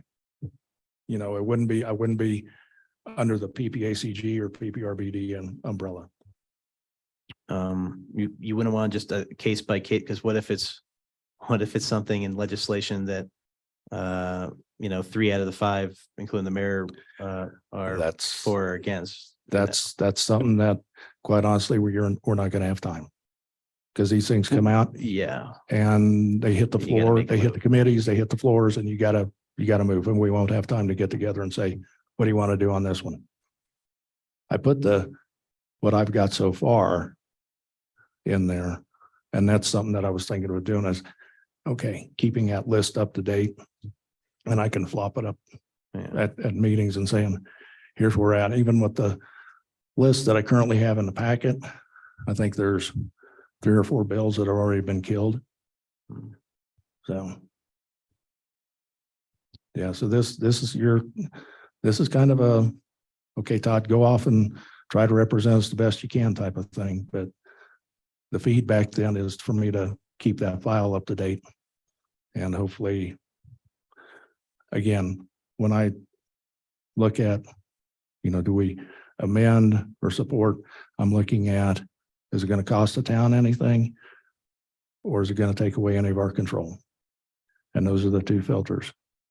that So I'm playing going into devil's this. advocate, what if there's a future mayor and that future mayor goes up to battle or make decisions or testify for getting rid of natural gas in Green Mountain Falls? Yeah, so that's why it's got my name Do you know what I mean? specifically. Yeah. Yeah, you'd have to, and we ought to be doing that. Actually, we ought to be doing this in January every year. Because some of those bills they drop and you just don't have a lot of time to react. How does your request correlate with the municipal league lobbyists, Municipal what? league lobbyists? Municipal lobbyist? We do not have a municipal lobbyist. The Colorado Municipal League Oh, lobbyists. okay. So CML has their own. And CML will get together and through their committee, they will present things to represent CML, kind of like we get together and present things to represent PPACG. So it's a similar, but yeah, there's also I'm one. asking how what you're proposing in the resolution, Mhm. how does it correlate with the league's lobbyists? It would be independent. So I would be going up, I'd just be saying Green Mountain Falls. Not through CML, not through PPACG or PPRBD. Yeah, and the only reason I'm really bringing this forth is because the bills are just dropping very quickly. And we need to try to get the comments into the committees. Because it's So- a board and it's a driven system here in the town that we all have a say on a thing. Again, like what if, because I fully support you representing us, the town and the board, like what if it's something that the board should have say in for approval of such a maybe a That's where really you're- controversial bill. with this, you'd be putting that trust in me to try to do that for you. I have a little bit of feedback guidance that when Bo and I reached out to figure out how to address this, that I think will help clarify, if it's okay. So really, there's nothing in statute that directs whether or not direction from the board or a resolution is needed. It occurs differently in different places. And what she writes is the reality is often legislative issues that affect us come up rather quickly. As you know, CML will send out pleas for municipalities to make support or opposition to bills with pretty short turnaround time. If you have an ongoing designation in place, either through board motion or a resolution, that makes it easier to catch the mayor outside of a meeting and make that communication and happen in time to make a difference. The most efficient way, although you want to be sure that what the mayor is expressing is the desire of the board as a whole. Usually there's not much of a question around this, and if there were, he could proactively let the board know his intention as it plays out. In the best interest and timing, there's nothing that would prevent him from legislative contacts without this formal designation by the board. And in fact, many mayors and managers do this routinely as part of their job. But to protect the mayor and from the board or citizen criticism, if there's time to take board action, it's good to do in the long run. So what that's saying is, if there is time to have on those separate issues as they come up, that's the best practice, to bring it to you and always to let you guys know what he's presenting on or what issues he's taking a stand on behalf of the town. Gosh, it sounds like a real nudge about it, but I want you to represent us, right? But even the future president, when Mayor Todd Dixon, in several years has exhausted his energy into, getting our town squared away, does it circumvent the board entirely?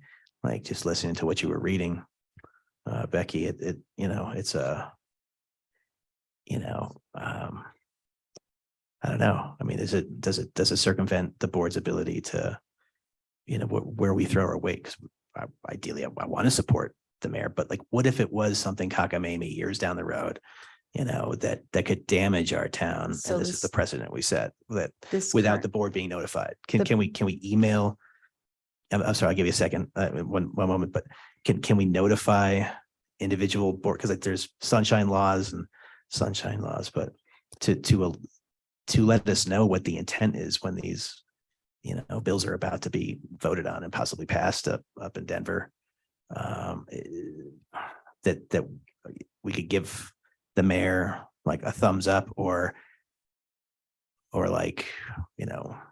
so-and-so disagrees with that position. Do you know what I mean? It's kind of, it's not just Todd, but in the future, what kind of precedent does that set? This current resolution only extends through the end of Mayor Dixon's term. Right. You could certainly also just make it be to where it's through this current legislative session. So we could adjust the date there.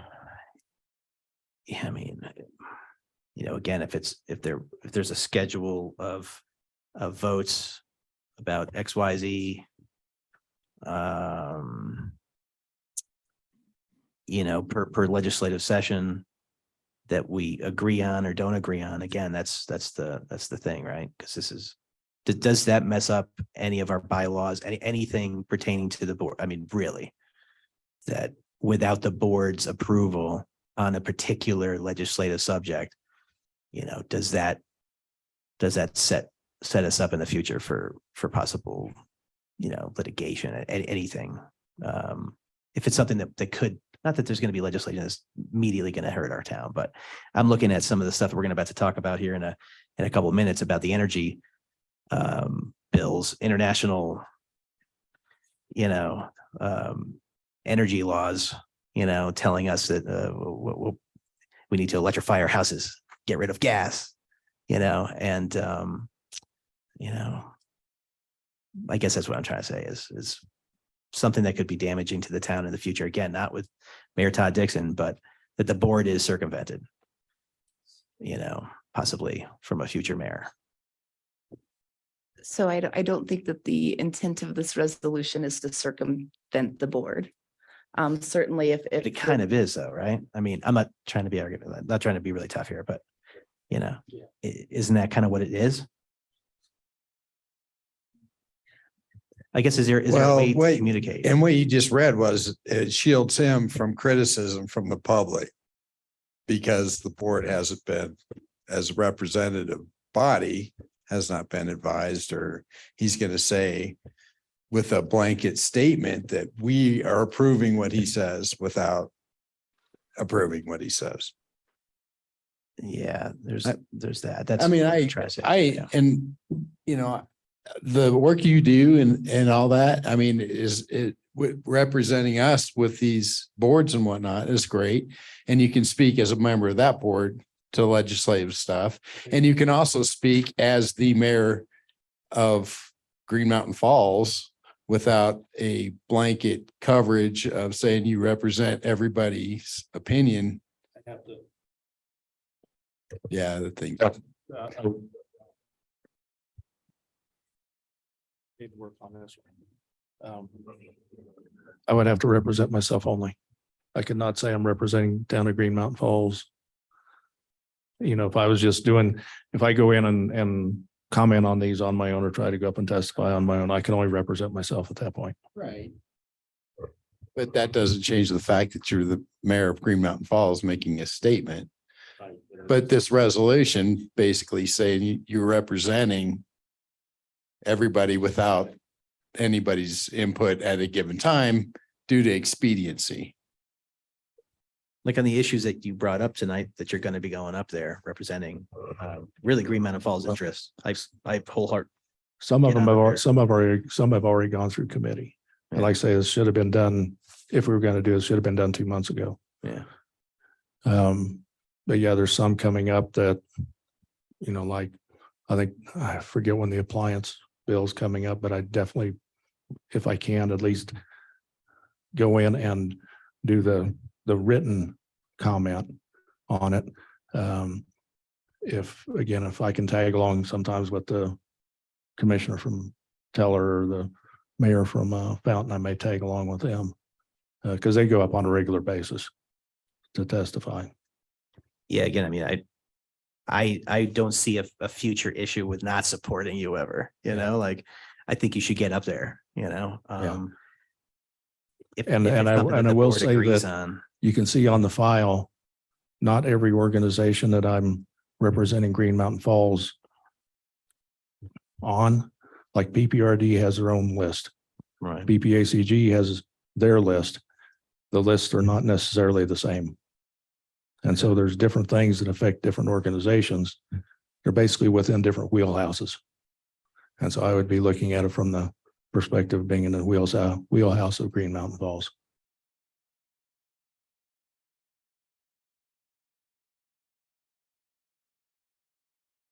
Yeah, like the red is one group, the blue is another, the greens are the ones that are actually shared between them. And again, legally, there is no issue with the board not being a part of the mayor representing a position on something somewhere else without the rest of the board having any knowledge that he's going or he or she is going up to Denver to represent Green Mountain Falls. Do you know what I mean? I think that's the only And thing. I think if, Sean and I are probably. if you're not comfortable with it, then Well, I we want you to basically- be able to represent. So I think that how do we communicate with the board again, like if it's, we're saying we essentially can't just meet on a drop of a hat. Well, the file I have currently is in the packet. Right. You can let Of me all, know of if all those there's, issues that are. yeah, coming and up that I've is tried to go in and say, okay, do we just monitor? Or am I gonna maybe try to go up and talk about maybe trying to score an amendment? Most of them, you need to be very judicious about using the quote unquote oppose language. That's kind of a politically incorrect thing, Hmm. but what we can do is we can go up and say, we can even say oppose unless amended, and that's a softer position. So you've read all of these that are coming up here, these bill numbers, what they represent. We've been going over most all of these through the various groups. And right now, this is just the various between the two groups. A lot of them kind of fall into one group or another. Mhm. And Yeah. so I've tried to capture as many as I can. Yeah, this is very macro because now we're dealing with state stuff that's going to end up like affecting us. Yeah. And again, the precedent in the future, with a future mayor, whether he or she represents the town on something that, man, I think a couple months ago we were just about to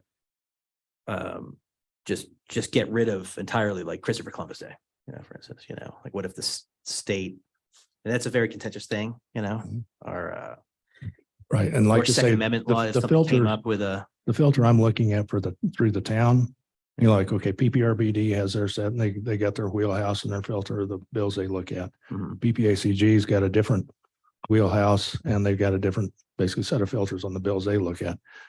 The two main filters that I'm looking for in the town, is it going to cost the town money or is it going to take away our local control? got you. I And that's- trust you. I put Yeah. blind faith in the fact that you're going to be going up there, represent us the best of your ability. Again, I'm just curious as to, the legalities of something like that. Like if there were really contentious issues such as Second Amendment, half the room will be I would like, not be touching Second Amendment or the like El Paso County where Right. they're trying to say you can't shoot a gun on your own property in El Paso County. of course, but there's- That's a county issue. That's not a Green Mountain Falls issue. right. Well, I mean, arguably it could be a Green Mountain Falls issue. Now we're under our own code on that Right. within the So, town limits. with shooting off weapons in the town. I'm Uh-huh, talking about. Yeah, I'm just talking about it. And just the offshoot chance that, something really crazy is coming up in state legislature. One of them, How are we notified where Yeah. you're at? my intent politically? is to just try to keep this file up to date and get in front of you as often as I can. Okay. So, And as far as like where your position is and what you're gonna, yeah, and Represent us? you'll see on the far right columns, oppose unless amended. And I'll try to go up and give some kind of spiel on what I think the amendment should be. okay. Yeah, I guess that would be nice. I guess because it is a board driven, community. So again, that could upset residents in the future for not you. It could just upset whoever- residents now. That's why I'm bringing it up in front of the board and I wanted to come to you guys first. All right. So how will we tackle this for the entirety of his term? For this mayor's term?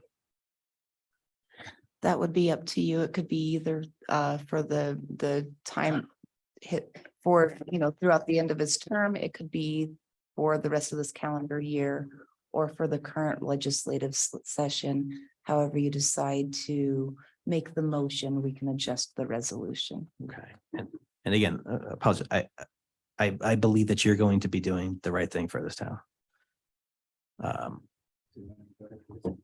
Any opinion from other board members on this subject of having any mayor between now and all time going up and, I mean, because it's essentially, I mean, you're testifying against. I stuff. would probably either be going in and doing written comments and or potentially testifying. Okay. Anybody else's idea as far as like, to the best of your ability, whenever you're going to represent the town on a particular position?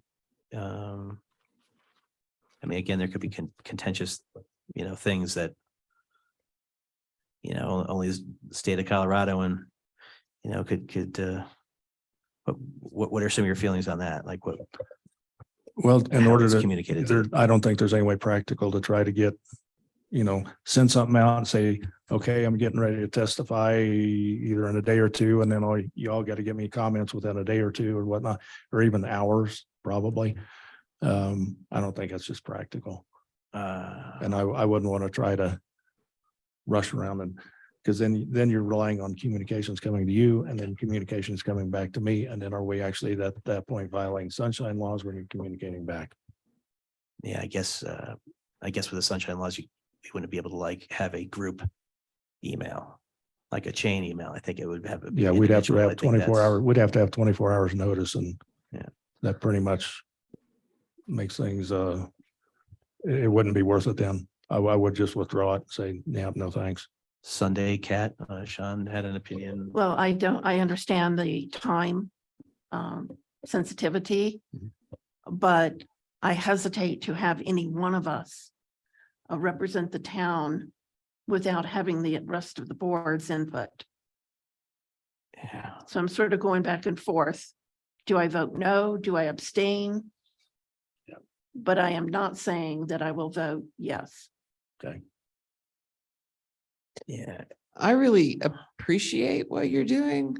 I mean, I can't imagine the amount of time involved in keeping up with all this. And, you know, and I'm sure it's, each one of these is a moving target being amended, you know, just, yeah, it's not simple, but I think that it's, you know, I can certainly see the advantage to having someone representing us at the state level. You know, I realize that there are other entities that do that, but I also know that individuals can make a difference. So, you know, I think it's irresponsible for us not to be informed about the issues that you're working on. Now, everything I've heard is that, you know, mostly you're focused on things that are really going to affect the town. Yeah. You know, fiscally, Mhm. or like you said, our Basically. Our take control autonomy. away. Yeah. and you know, I think that you know, that I certainly, you know, agree with that focus. But we don't know that that's what you're working on if we don't get to see what you're working on. Yeah, it's weird because the things are just happening so fast and furious. Other like Fountain, I think they have their own lobbyist, works with their town manager, Mhm. and they will actually bring certain bills to their board. And have their board take a position. Mhm. Some towns are taking positions. We don't have our own lobbyists and whatnot, and yeah, we wouldn't be able to afford it, so. So, but it sounds like you're sort of acting as our lobbyist. In a way, but if we were to try to do that, then we would have to start meeting pretty much weekly. To keep up with Yeah, everything. at least weekly and I mean, that's what we're doing on a couple other groups. We meet weekly with those lobbyists. Again, I want you to be our voice. You're our mayor. I think, you know, because you need to be the voice of the community and of the board. That's the thing, though. Like it's just like if we just knew what, and again, with the sunshine laws being the way they are, again, like a chain email, like a group email, you can't do that. But on an individual level, can you call us? Can you email us like what you would be going up there representing? Because you're the mayor of Green Mountain Falls. So, I mean, you're representing Green Mountain Falls. You're not going up there solo, you know, as Todd Dixon, you're Mayor Todd Dixon. So I guess that's what I think we're all kind of getting at, is just like it does circumvent the board maybe more than a smidge. So Yeah. and I trust that you're and going it's- to and do it's no everything. skin that off- you're- Okay, it's no skin off my nose if you guys aren't comfortable with it. This is just something that I proposed. If you wanted me to I think if you're going up, enter the- things in and represent the town of Green Mountain Falls, I can enter things in, but it's just going to be on my own. I mean, you are representing the town of Green Mountain Falls. You are the mayor. If you're going up for those very things in the immediate future, you know, and I don't think any of us are in disagreement of those issues, you know, and again, we're about to hit something here about energy, clean energy here in a few moments, and what we're mandated to do within the next few years by 2026. But but that's it in a nutshell, right? I mean, of course, you're doing things that are, trying to save our town money, that the state recognizes our autonomy, just being able to take care of our own university here in Green Meadow Falls. But I mean, is that? I guess I don't see it necessarily as circumventing the board because these aren't really issues that are coming before this board. They're at the state level.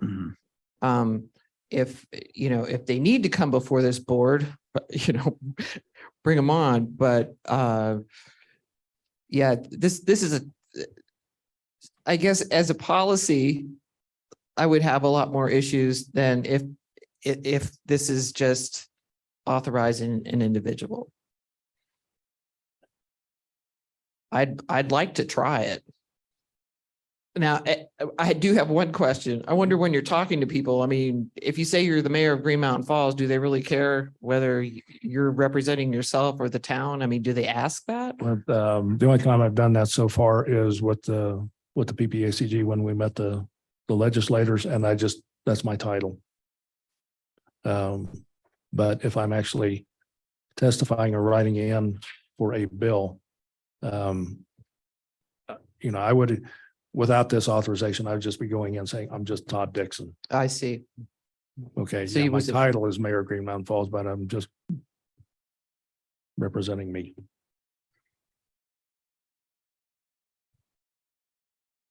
Well, I'd like the representation.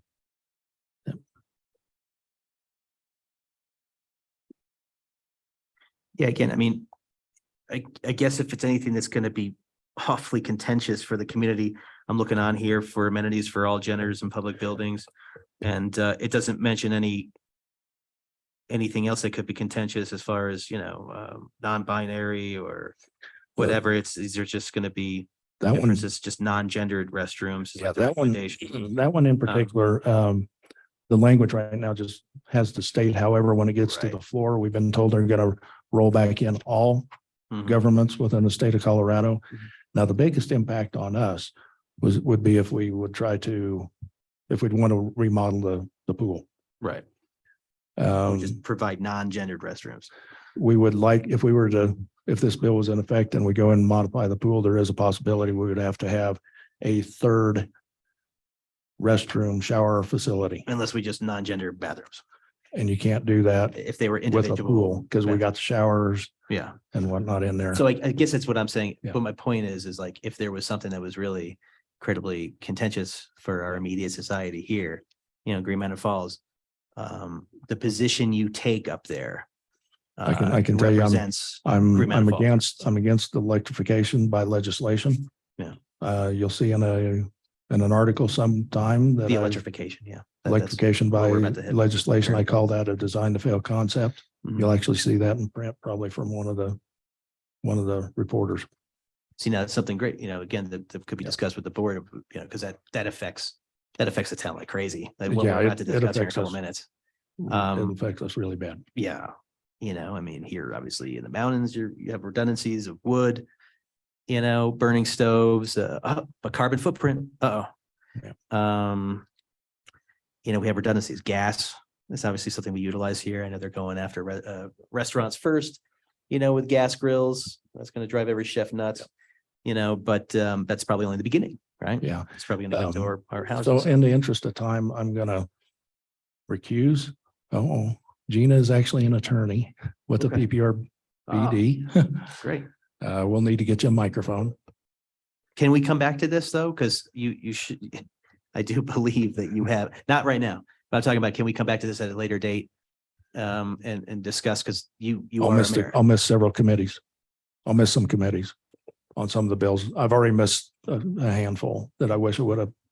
I mean, but in the meantime, No. can you just go up there and in blind faith, you represent Green Mountain Falls? Is that something that the board could agree with right now? But as far as like some sort of resolution, maybe we could table that for a later. You date can do instead of whatever, the verbiage. you can do whatever you want with it, but All right. I'd like to hear from Gina. She's Okay. actually an attorney with the Pikes Peak Regional Building Department. If you'd introduce yourself, please. Gina Gochitska, attorney for Pikes Peak Regional Building Department. Good evening. Good evening. Not an issue or a matter I was prepared to speak about. But maybe just to give you a few matters to think about, because on behalf of Pikes Peak Regional Building Department, I can speak as an end user of what you guys are actually discussing currently. Pikes Peak Regional Building Department has been very involved in legislative issues in the last several years, to where we have testified on pending legislation, primarily focusing on matters that will affect the 8 jurisdictions that we serve in the construction industry, and anything and everything that has to do with building codes. In light of the intergovernmental agreement that we have with each and every one of our jurisdictions, we do have the expertise on those topics, and we have taken very firm positions in the better interest, if not the best interest, of the jurisdictions we represent. And having preconditioned it with that, Pikes Peak Regional Building Department may be asking Mayor Dixon to provide testimony on upcoming regulation through Air Quality Control Commission, which is dealing with specific state mandates and regulations that will be forced upon us, specific to what you're talking about, which is electrification and certain benchmarkings that will affect public buildings, that will affect local governments. And we do take a very firm, strong position in opposition to those state mandates, because we also believe in local governments retaining their local jurisdiction and being able to determine how to apply what is relevant to them, to take into consideration their industry opinions and needs, and also take into consideration their communities' needs. The General Assembly moves very quickly. So we are in March already. So the beginning of March, generally the session will end sometime in May, and I do not have that exact date. At times it gets continued for different reasons, but generally you're looking January through May. This is when the General Assembly is most effective. Certainly there are committees that continue to meet throughout the rest of the year that will likely not require your input, your consideration, your involvement, but at least for the term of January through May of 2023, you should possibly consider designating one of you that has some knowledge with regard to these legislative issues, because Mayor Dixon is very accurate. They move at times on a daily basis, on a weekly basis. And for instance, with regard to the regulation that I may need to request testimony and support from Green Mountain Falls, we're looking at a March 16 deadline currently, unless we can secure certain extensions of time specific to the electrification and benchmarking issues. It's in a very fast track that we do not have control over, that you do not have control over.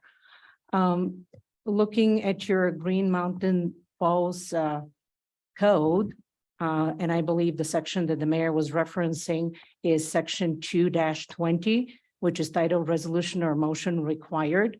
And it reads, every subject coming before the Board of Trustees for its action shall be submitted by resolution or motion.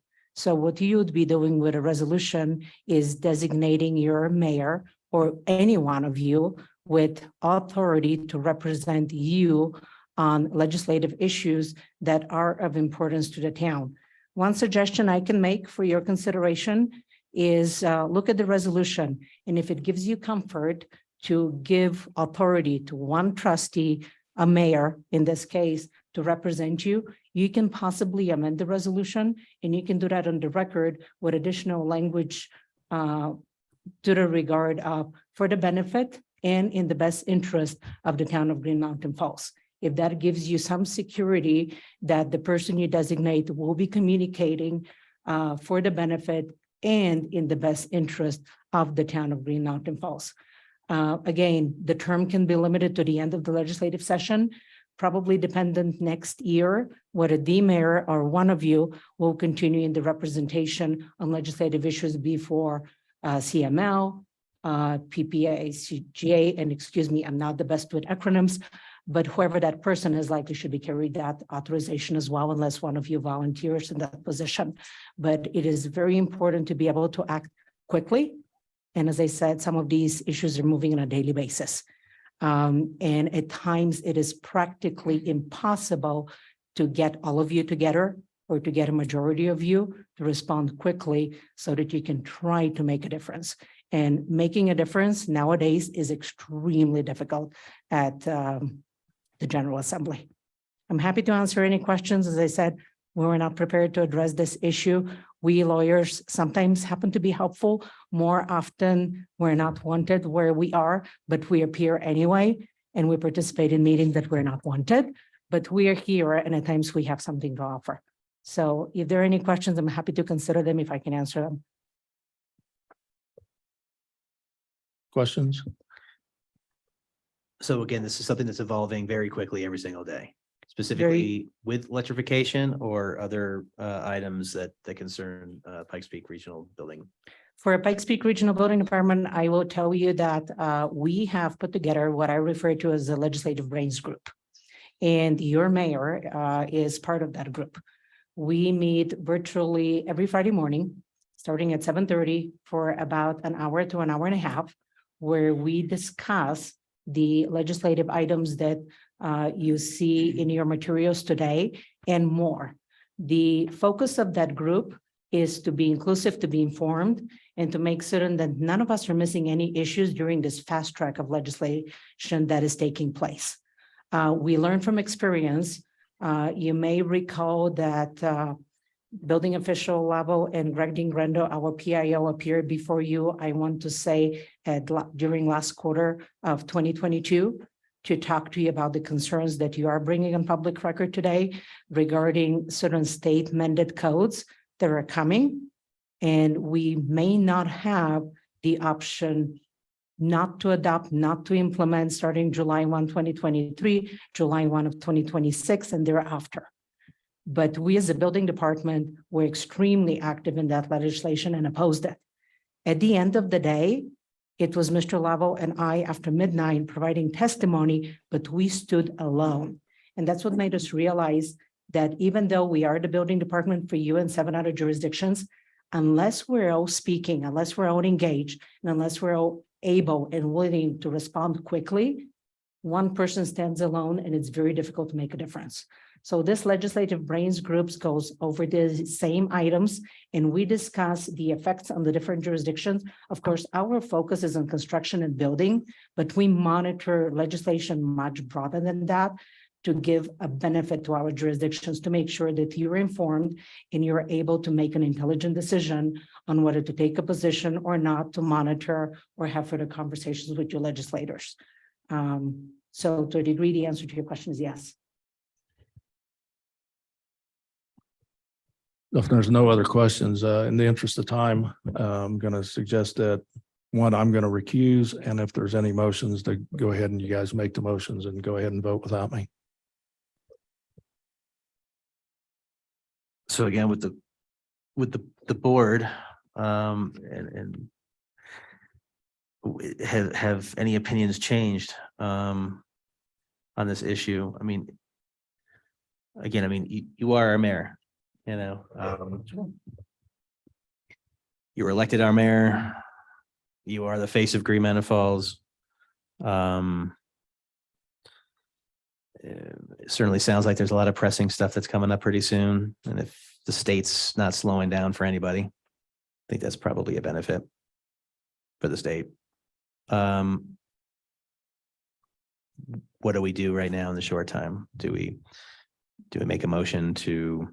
I move that we approve resolution number 2023-06, a resolution naming appointments to committees, commissions, and outside agencies, granting authority to the mayor to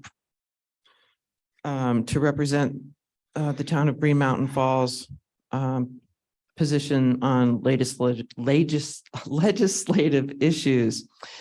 I would like it to include regular reports. I know you kind of do that anyway, but I just want to make sure that that's part of the deal. I'm thinking that if I can get some space on the website, I could pop up the file.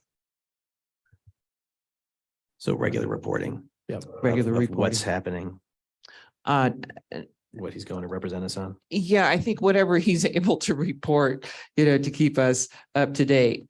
And I'm not saying that he has to report on, like he has to get an okay first, but just to keep us abreast of what's going on as best as he's able.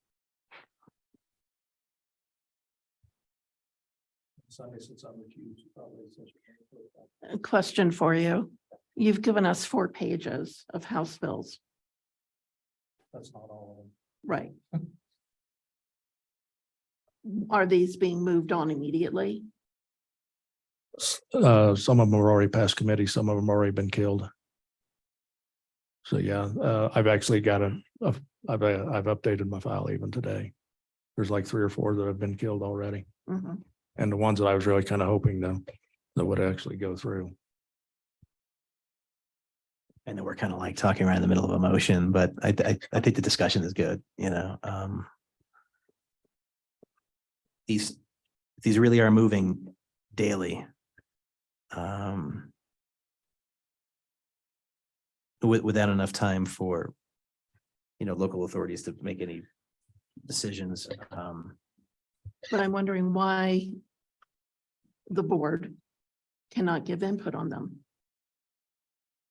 We have them here in front of us.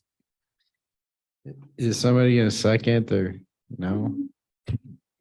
Yeah, that's, Um, I'm saying we're kind of in the middle of a If motion. I can get some website time, yeah, what I don't have right now is when it's going in front of the committees. That would have to be added in. But you're more than welcome to fire, dang it, provide input to Becky on ones that you might have input on that's on the existing file. And again, in just a few days, you're going to represent which bills when you go up there? I'm not sure exactly when my next trip up is. It's going to depend upon obviously things going around on here in town and also which bills are coming up in committees. Like I say, what I don't have in the file right now is when it's coming up in committee. Okay, thank you. As Mayor Pro Tem, we have a motion presented. Do I have a second?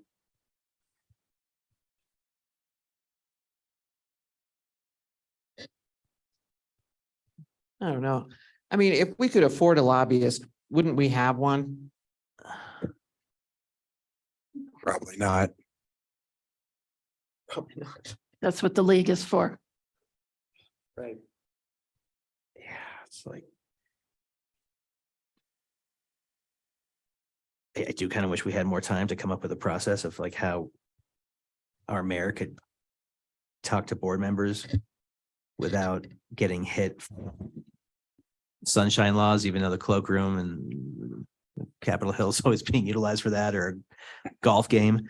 But, I wish there was an ability or a process that we could, come up with how he could. Do you want to Let us know. withdraw your motion so that we can continue this? Of course. I apologize, guys, and to the mayor. Yeah, so really the best I could do would be to try to get some room on the website to try to keep things as up to date as I can. And I'm not going to promise I'm going to be able to keep them all up to date because like I said, it's just things happen quick. Again, is there just no ability to just be able to contact board members at all, being the mayor, for very specific issues that when you've got to make a beeline straight to the Capitol, on certain issues. Well, sometimes it can maybe we would have to better. get that 24-hour notice if we get the board together to discuss.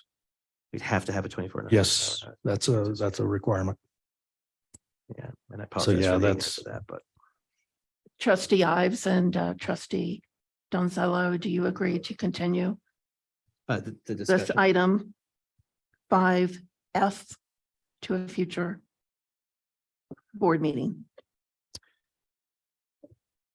I'm ready to vote.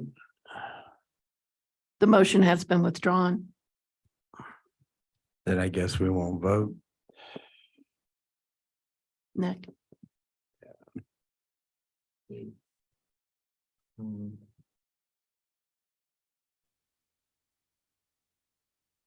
rather than continue, we can table it to the next meeting. Can we table it with the caveat that he, because you were planning, I thought on heading up to Denver for, Again, it depends on which bills are coming up in committee. I mean, I'm going to throw it out there right now that this electrification that we're about to discuss in the next item, that I don't think any of us on the board are in agreement with some international, what is it called, ma'am? I'm sorry. For the code, the international, what is it? That at least on that issue. Gina Kuchiska, attorney for Regional Building International Energy Conservation Code. Yes, that one. You know, international conservation code. That you represent us like immediately on, right? Because that's something that's coming up. Yeah, Gina Kuchiska, attorney for Regional Building, yes. However, our proposal gives you a workaround and we'll discuss it. okay, because that is the one that you were going to testify on.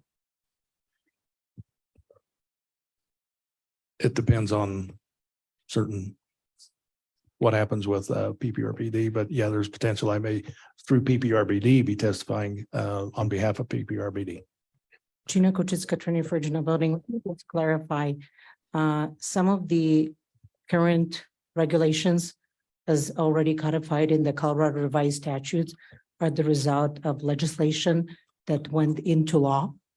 And that was the legislative session that passed, the one I mentioned that our regional building official and I provided testimony to, but we stood alone. Okay. So if those are part of the concerns to be discussed, it is too late. That is codified in law in the state of Colorado. What we're talking about is everything else that is coming, everything else that was left, and baby steps being taken by the state to start addressing those remaining issues. And the one that at least I, as the attorney for the department, may need testimony for has to do with commercial property and government buildings, which exceed certain square footage, for which renovations may be done, exceeding a certain dollar amount, or electrification and benchmarking and other regulations will kick in soon. So another recommendation to the board, just throwing it out there.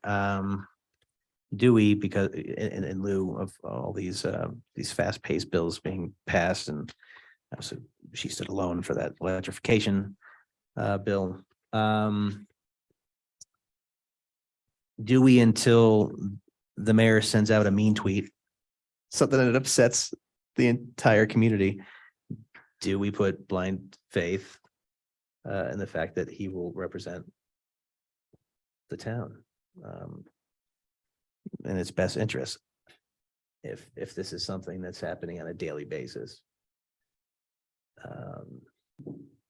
where things that are certainly against our interests are being passed, because some folks didn't have any representation to back them. I don't know.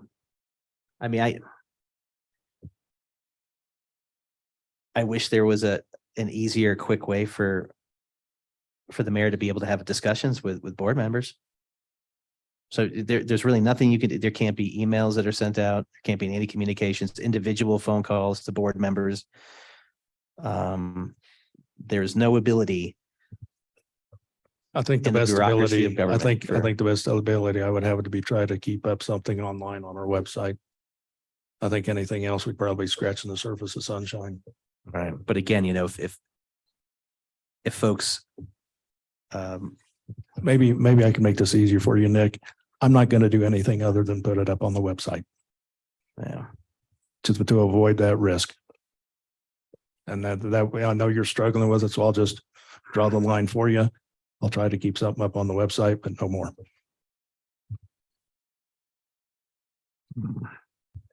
Thank you. I appreciate that. The question now is, are we tabling or continuing this discussion? Means next meeting, continuing means set a date.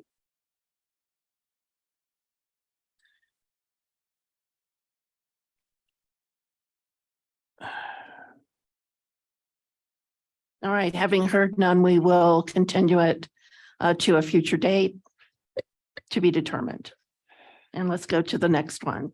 Okay, and then I'll come back in. Our next item is our distinguished guest, and Roger, if you want to give us a brief update. Good evening, Roger Lovell with Pikes Peak Regional Building. I'm the building official for Pikes Peak Regional Building. Thank you for having us here tonight. I'll keep my presentation brief and try and leave some time for some questions and maybe address some of the topics that I've heard tonight. To give you just a brief history of the building department and familiarize some of you who may not be familiar with exactly who we are and what we do.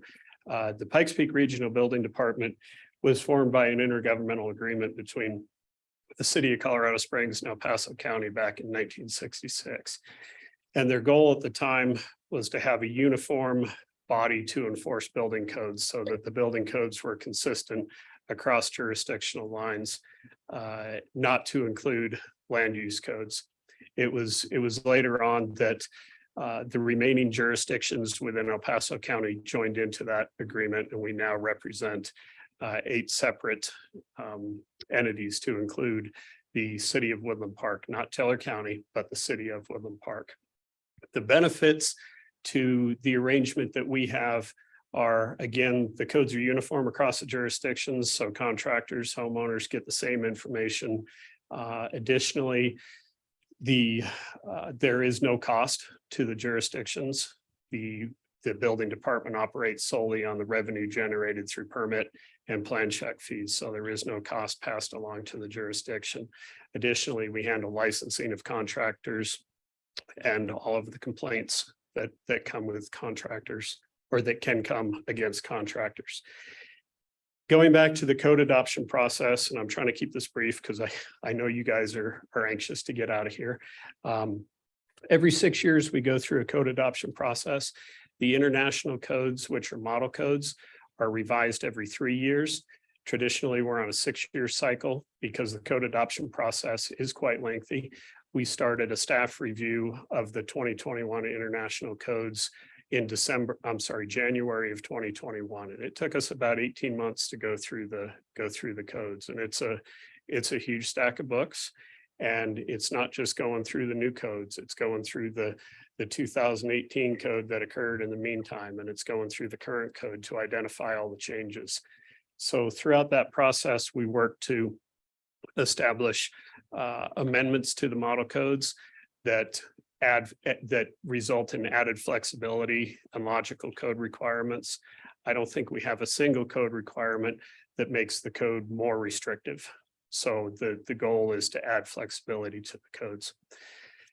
What the 2023 Pikes Peak Regional Building Code does do is it's broken up into 3 chapters. Chapter 1 of the code is the administrative sections. It covers the administration of the building department, primarily my responsibility as its building official. We have kind of cleaned up that section of the code. There are no substantial revisions to that section. And that section can be read completely on its own. It stands alone. It doesn't adopt any model codes. Chapter 2 of the code addresses contractor licensing. And again, that code section can be read all on its own. We did have some cleanup changes in there.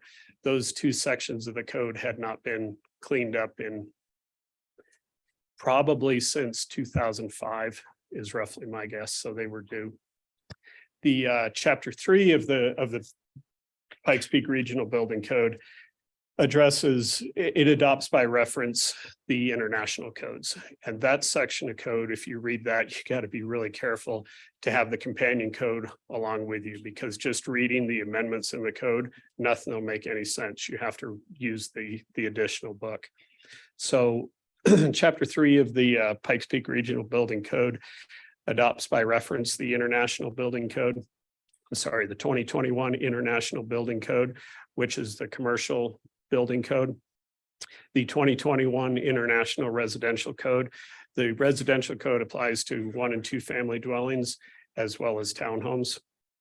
The International Mechanical Code, obviously mechanical systems. The 2021 International Fuel Gas Code. The 2021 International Energy Conservation Code, and I'll come back to that one.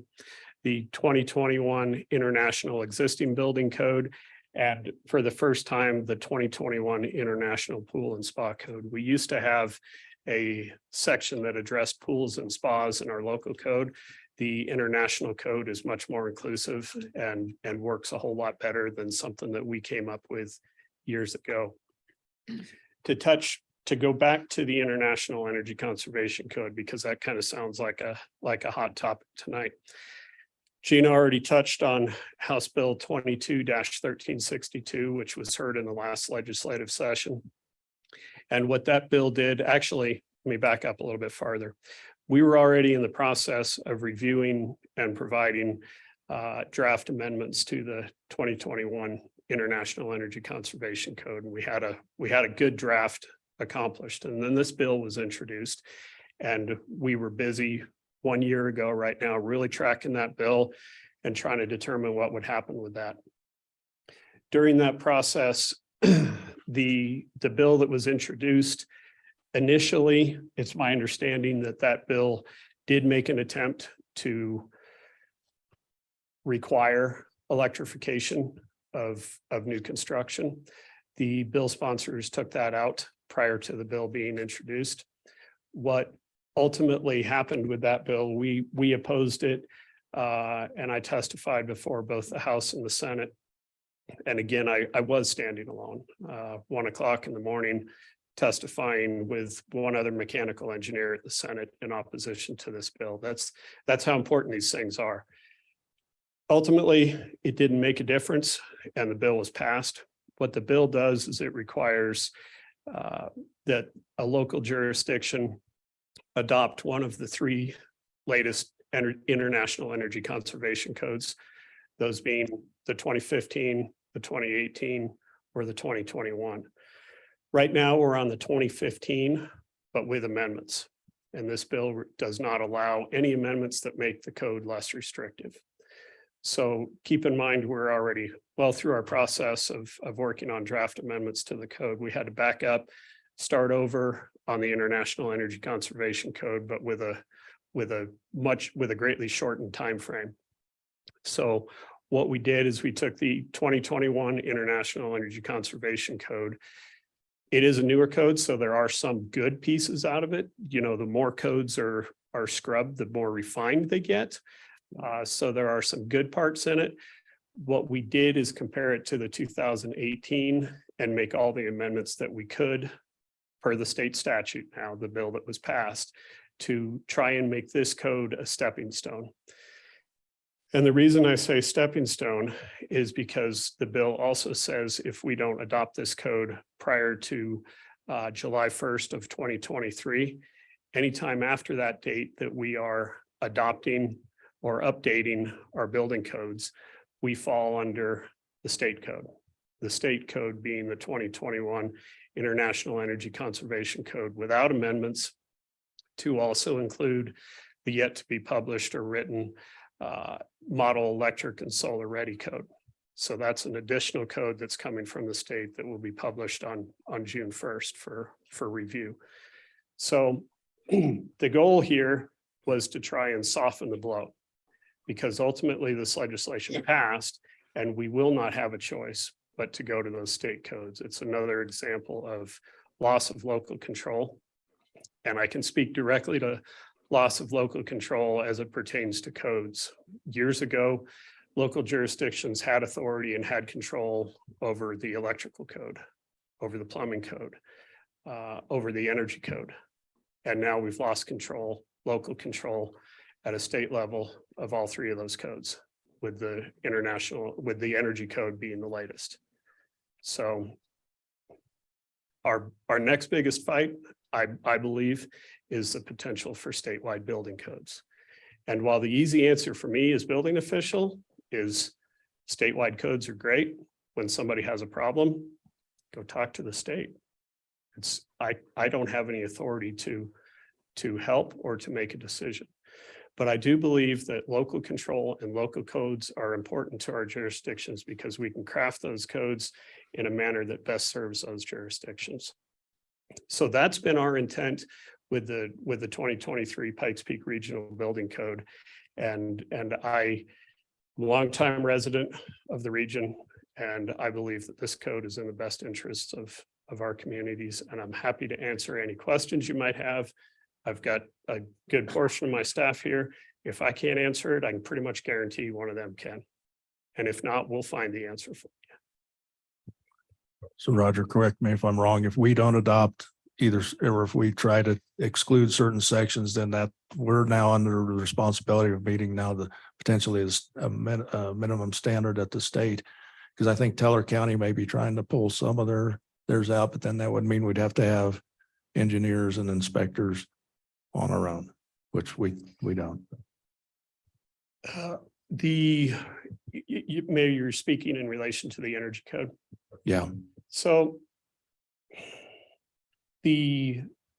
what the bill does is it requires the jurisdiction or the municipality, in this case, Green Mountain Falls, to comply with this code. The liability for not complying with that code, what happens if we don't?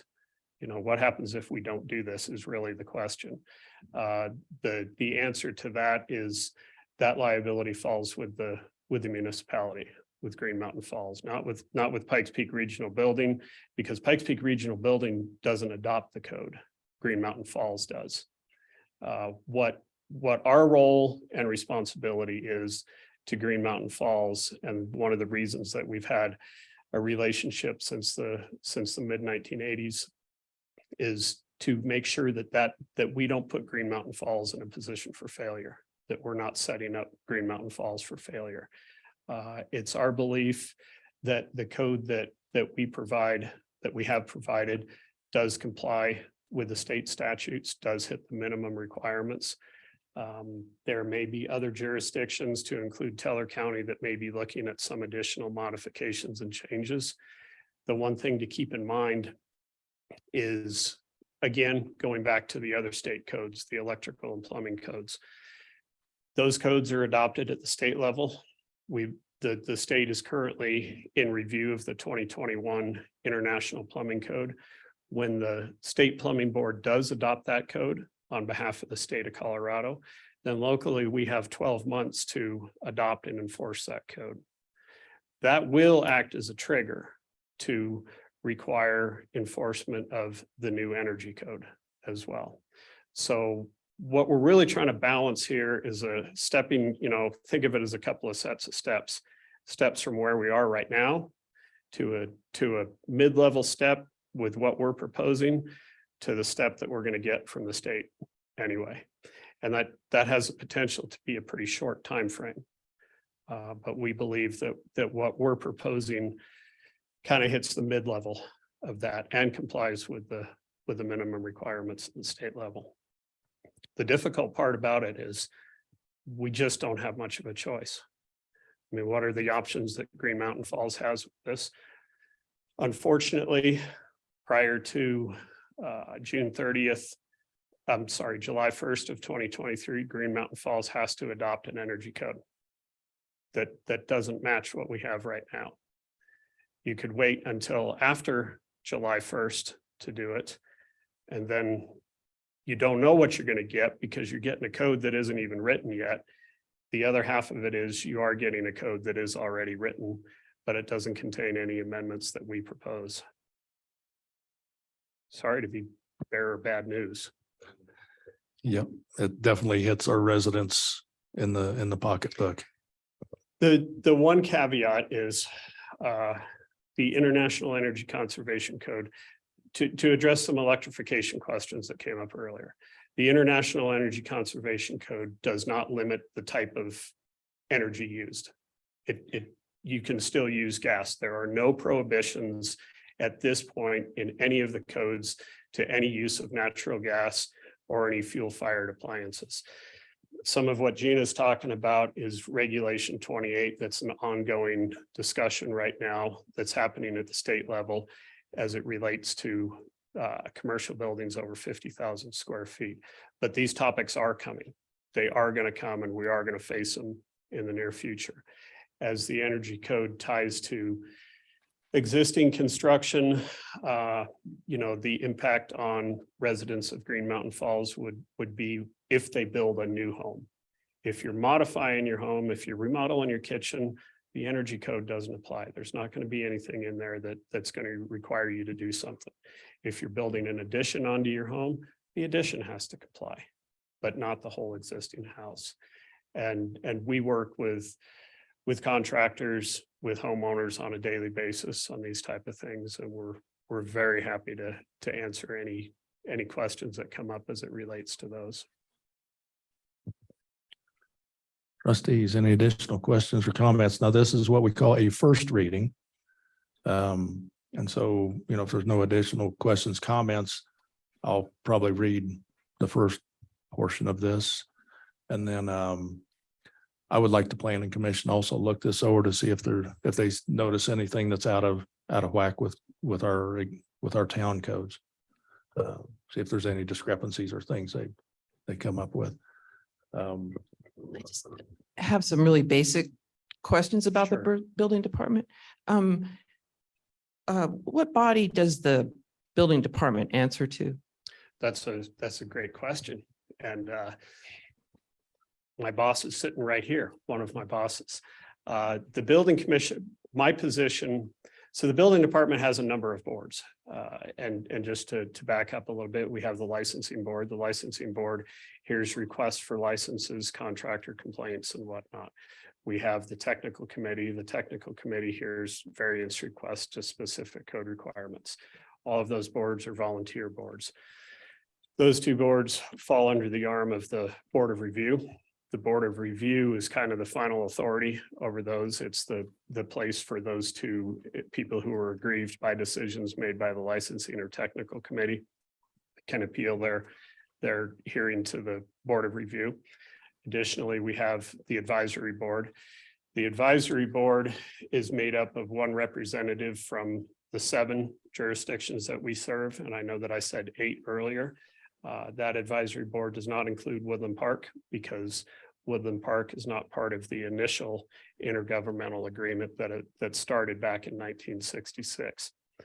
I'm responsible as the building official for operations of the building department, and my position reports directly to the building commission. The building commission is made up of one City of Colorado Springs City Council member, one El Paso County Board of County Commissioners, and then one elected official from the remaining 5 jurisdictions, in this case, Mayor Todd Dixon. So you were essentially hired by the commission? I was hired for the position that I'm in now. Yes, I was hired as building official in 2015 by the building commission. But And I've been with the building department for. a good And the time Board prior of to that. Review, where do those members come from? The Board of Review, all of those members are appointed by either the city or county or joint appointments, but they're all volunteer appointments. And the building code, the Pikes Peak Regional Building Code lays out the specific makeup of all our committees. The desire is to have a cross-section of the industry. So you have architects, engineers, contractors, citizen at large, banker.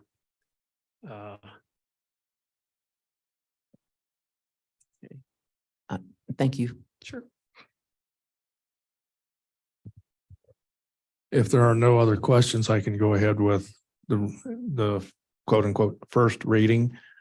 I Roger. did have one question. How does ordinance 2023-01 comply with the IECC adoption? So what, and that's another good question. So what this ordinance does is it adopts the 2023 edition of the Pikes Peak Regional Building Code. The 2023 Pikes Peak Regional Building Code adopts by reference and amends the 2021 International Energy Conservation Code as required by the state. Even though it's not mentioned in the Right, ordinance. Okay. Right, yeah, the Pikes Peak Regional Building Code adopts all of the codes by reference that I listed off. Additionally, the back of the international codes adopt by reference a whole lot more codes, ANSI standards, all kinds of other standards. So when you really have the whole collection of code books, you got a huge stack, and it would be extremely lengthy to answer all of them. I think Gina's got a response. Gina Kochitzka, attorney for Regional Building. Just to add to that, you do have a reference in the ordinance specific to that. It is under section 18-1, adoption by reference. And you adopt by reference the primary code, which is the 2023 edition of the Pikes Peak Regional Building Code, including all secondary codes referred to therein, or collectively known thereafter as the Regional Building Code. Thank you. Welcome.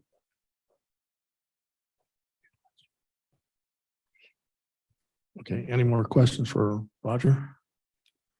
Roger, thank you, and everyone who he brought with them. Really appreciate you coming out. Thank you for your time this evening. Yeah, if you could just give me a brief chance to introduce myself. You've already met Gina. We have Greg DeGrando back here. Greg's our public information officer. I would expect that he may be up here semi-routinely giving you some updates on some of the things that are happening at the building department. Greg does a lot of work for us. Mr. John Welton. John Welton is one of our deputy building officials. He's responsible for all the inspections that occur on a daily basis. If you need a number, he's got it. My other deputy building official, Jay Eanhouse. Jay's in charge of all of the plan review that occurs on a daily basis. So we have all the smart people here tonight. And Okay, excellent. just in case I couldn't hack it. Okay. Again, I really appreciate you Thank you. coming out. With that, I will proceed on to the first reading. I'm going to be eyeing Gina to make sure I get enough of this in here. First reading, Town of Green Mountain Falls, ordinance number 2023-01. An ordinance, and I got to stop there. Is 2023-01 the right number? Yes, that's been confirmed. Okay, thank you. I'll start over. Town of Green Mountain Falls, ordinance number 2023-01, an ordinance amending chapter 18 of the Green Mountain Falls Municipal Code to adopt by reference the 2023 edition of the Pikes Peak Regional Building Code. Is that enough, or do I need to continue?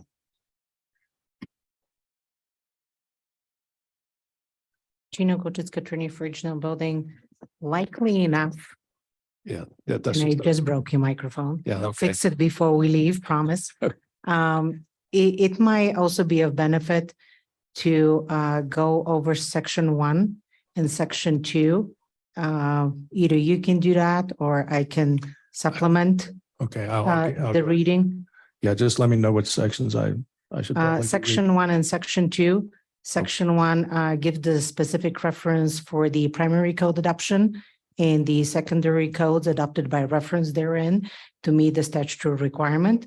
And section 2 is the adoption of fees and the schedule of fees, which also needs to be specifically designated. Thank you. Okay. So I'm going to skip the whereases and say now therefore be it ordained by the Board of Trustees of the Town of Green Mountain Falls, Colorado, section 1. Section 18-1 of the Town of Green Mountain Falls Municipal Code is hereby amended to read as follows.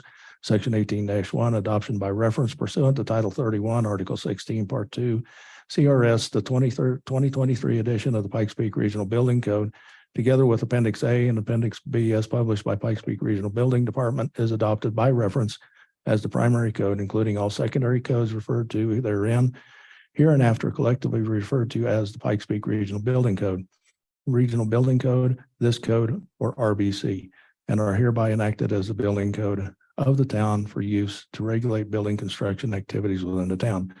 Section 2, Section 18-2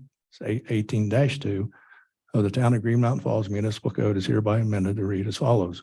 Section 18-2, permit fees. Section RBC 108.2, schedule of permit fees of the building code is amended and modified by adding the following to read.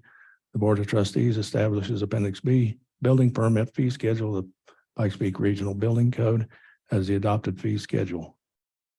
Is that good? Okay, and that's good. That's our first reading. We'll try to have second reading. I'd like to give folks 30 days if that's acceptable, and have this at our April. Gina Cochise, Attorney for Regional Building. I believe we are tentatively scheduled for April 4th for a second reading. Is that right? We'll have to notice it. Okay. And just a comment, whatever publication procedures you are following, let's make certain that we are in accordance with those. There is a statutory requirement for publication when adopting building codes by reference. And that statutory requirement is a publication 15 days prior and another 8 days prior, unless as a homeroom municipality. And I do not know whether the town is a homeroom municipality. You have a different provision. So if that is the case, let me just reference the COS section. So that you have that of record. The requirement for publication comes out of Colorado Revised Statute, Section 31-16-203.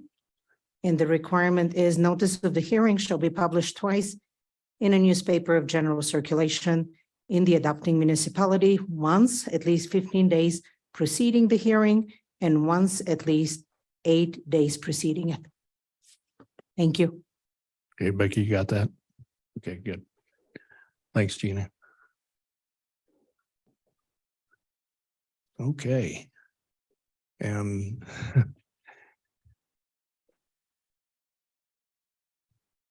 with that. Yeah, okay, I've been asked to take an intermission, so we do really need to get through at least the next item, the personnel policies and procedures manual. You want to take a recess for 5 minutes? Okay, let's recess for 5.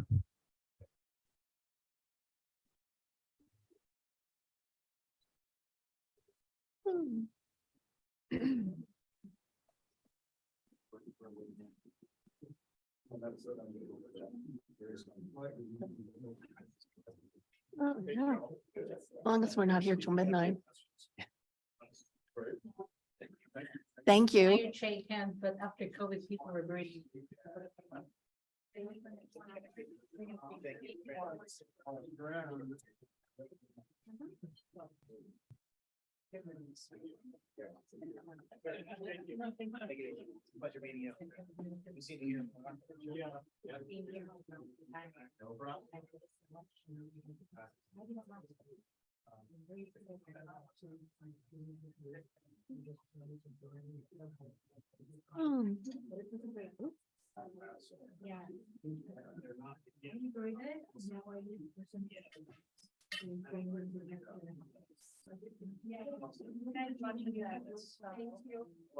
Mayor, thank you. Yes, I will. Thanks for coming. Thank you for having It was an unusually long. You know, we came from, manager sports. So we, were there for a first reading, made a presentation in the local work session. And we're going to set to the for that. Since Jeff Foster's still working. Okay, so I had the opportunity to talk to him, and I know that he will review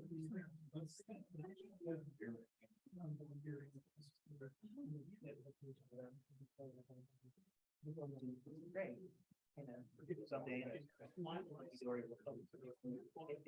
Yes. Thank you for having us. Nice to meet you as well. Thanks for making the trip.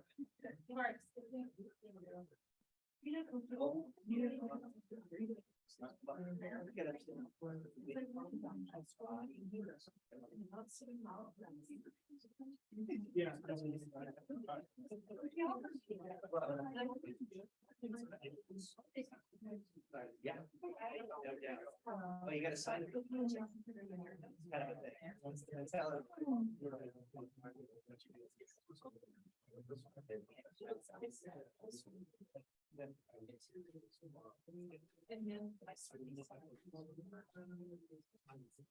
Yeah, it's fine. Posted schedule, and it should. Slow down. We have to post things. Or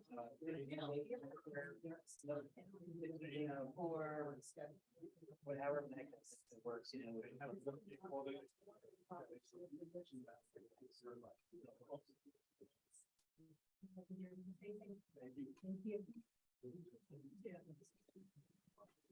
Yeah, it's pretty much. It moves so fast you can't do anything against it. You know, and that's the. Rather, yeah.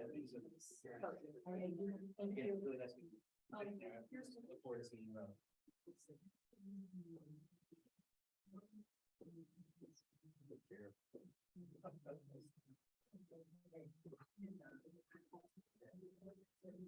We tortured those poor people. We did. They had to sit there and listen to all. They're like, and especially the poor guys in the back row, you know, it's like, oh, you have to go. They're like, oh my God. Yeah. It's almost like rubbing your forehead on a cheese grater. Yeah. Slightly amusing, but mostly painful. Yeah. And they just came from Manitou. Yeah, except for two of them. And I'm like, "Ooh." Find Third Street. I did. Where is it? It's up by Woodland Park. It's not in Chipeta Park at all. So it came through our dispatch? Yeah. And it's actually still in El Paso County. It's where that little trailer park is up there. Just on the other side of that, there's like a row of houses. It's still in El Paso. Really? Yeah. Huh.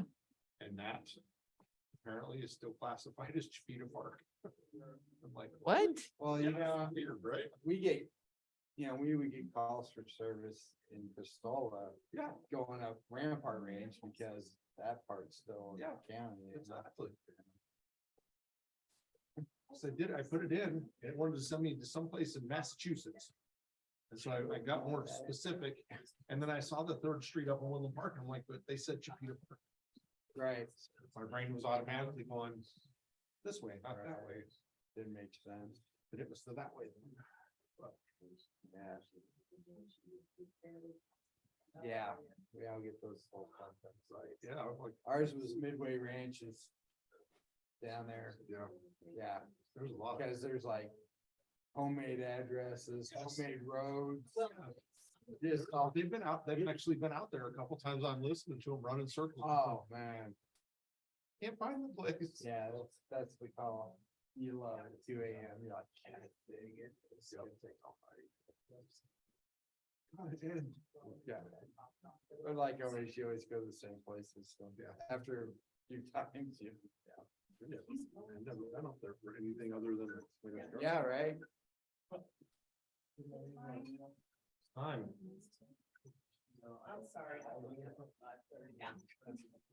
Yeah, we were supposed to get an option Nope.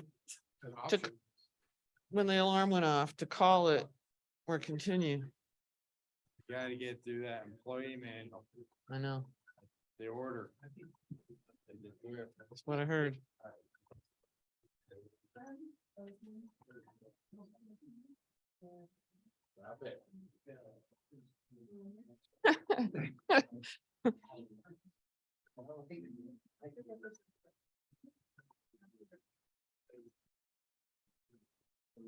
I don't know how to make it stop. Well. Make I it do. stop. Yeah. Nancy, make it stop. Sign would involve the. I can make it stop, but it I don't know that they- it will render all of the functions. Yeah, by like 45 seconds. Okay. I almost shot your phone. Just That's gonna say okay. it out loud. It needs to be replaced. Maybe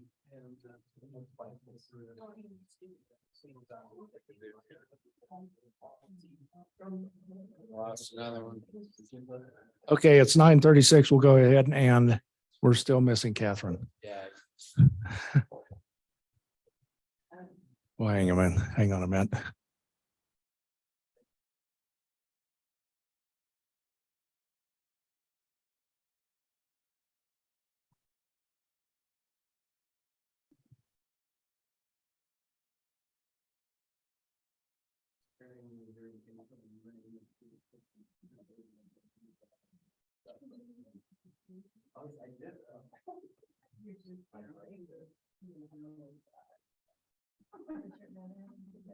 Wearing them down. Okay. One, Catherine. Gavel us in. Yeah, that's what I say. Okay, it's 9:37. We're going to go ahead and reconvene. Trustee Guthrie is still en route. So our next item of business is item 5H, Resolution 2023-05 Personnel Policies and Procedures Manual. Becky, you have the floor. But so just out of curiosity, are we skipping over the legal, the Hoffman Parker was it with the What? energy thing? This, Well, no, that's just the that first after? reading. It's just the first reading. That's all part of a first reading of the ordinance that we adopt. The memo right, the from legal legal memo. was supportive documentation for Gotcha. the, All right. for the building code. Cool. Okay. So you have before you a resolution that would adopt the personnel policies and procedures manual. You currently have a employee handbook that was good for the time being, but the current or the proposed employee or the personnel policies and procedures manual is a little bit more comprehensive, up to date, and helps to address many of the issues that we face in a little bit more of a modern world. If you have had a chance to review it, you'll see that it includes quite a bit more stuff on there than has been previously included. But I wanted to bring your attention to a couple of points on it that I included as part of my staff memo, and we'll get down there in just a second.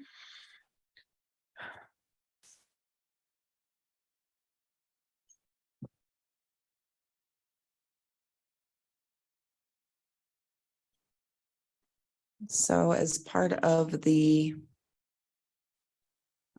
staff memo, the current or the new proposed personnel manual includes drug and alcohol policies and procedures.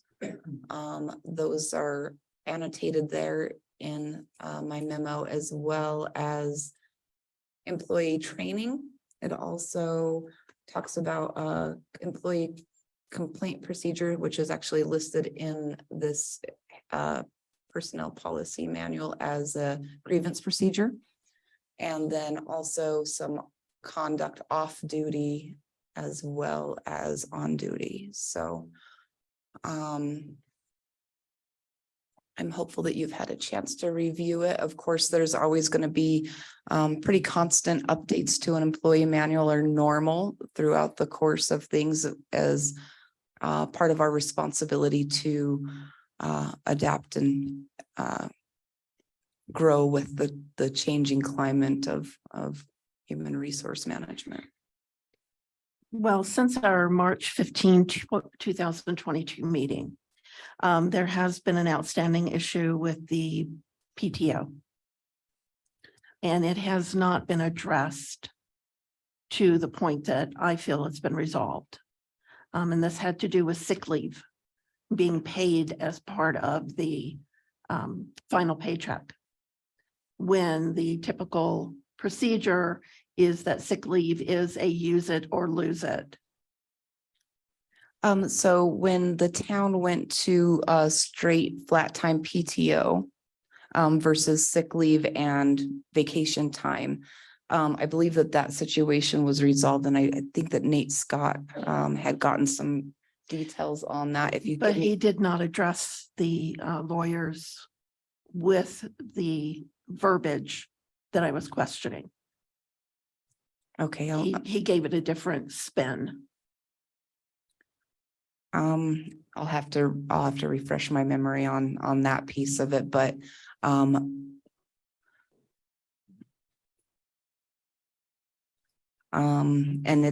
you don't feel as though it's been addressed in this current version. No, because it refers to vacation and And other types of holiday and different types of verbiage, not specifically sick time. okay, and we don't have specific sick time. But there's nowhere that even says PTO includes sick leave. Pop up into there. I'm gonna have to do it on a different screen. Was it 188, Thank you. I think is the page 188.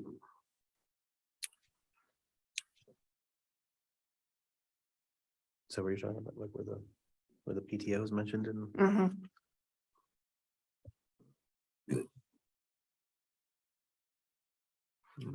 So that's for, Page 6 of the manual, paid time off. Wait a minute. oops.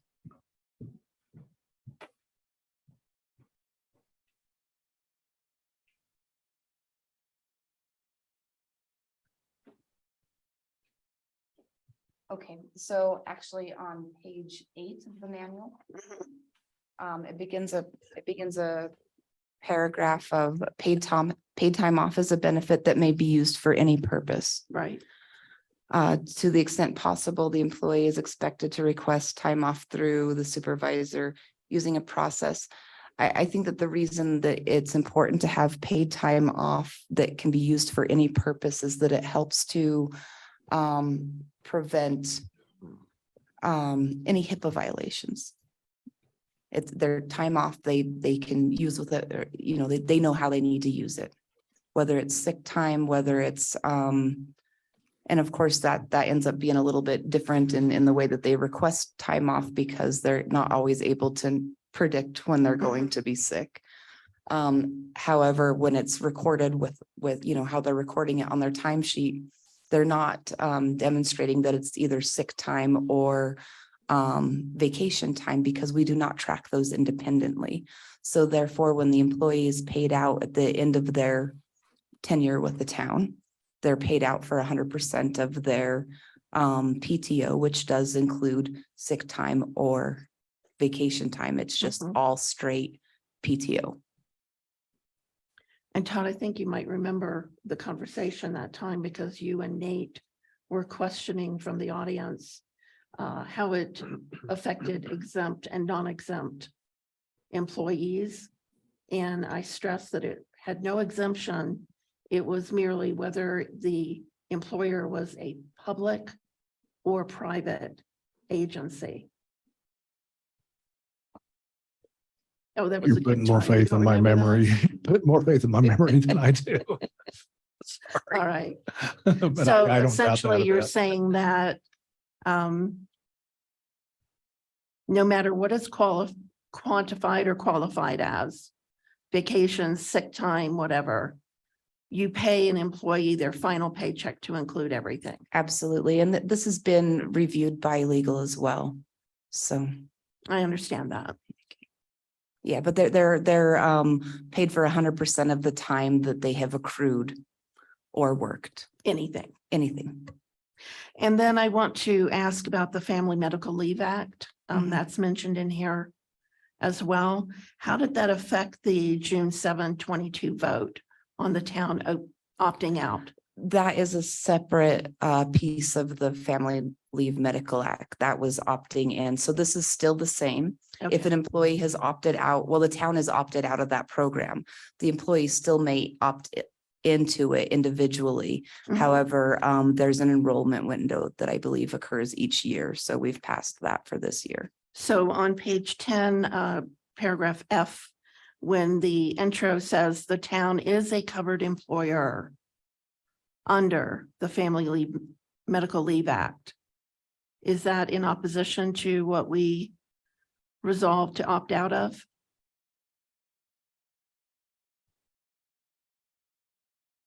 Pull up that piece of it.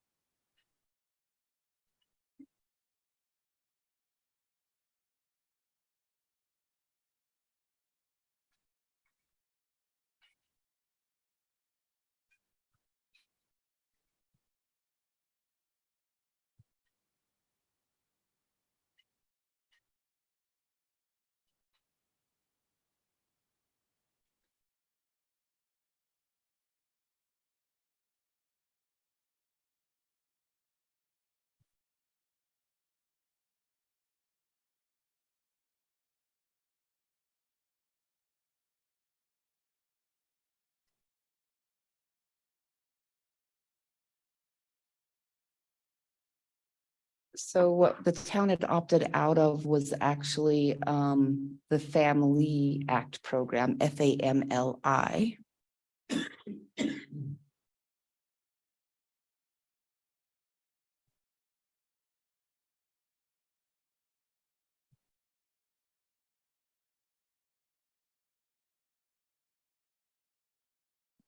And what we're referring to in the board packet is FMLA.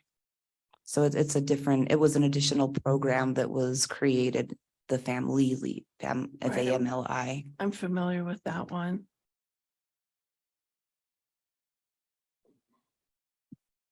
I just want to take a moment to look at that ordinance or that resolution.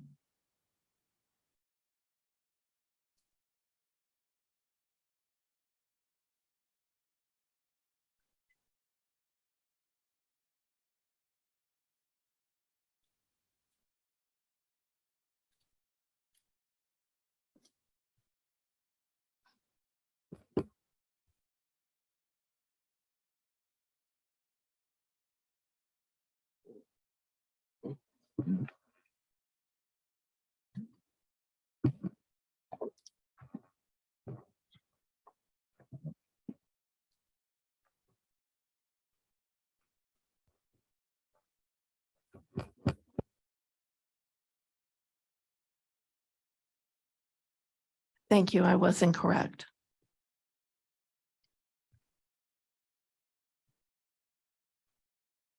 That's all I had. Thank you. Anything else to highlight? I think that those are the main things. I think that there's a couple of other things that are really important in here. Utilization of town credit cards was one of them.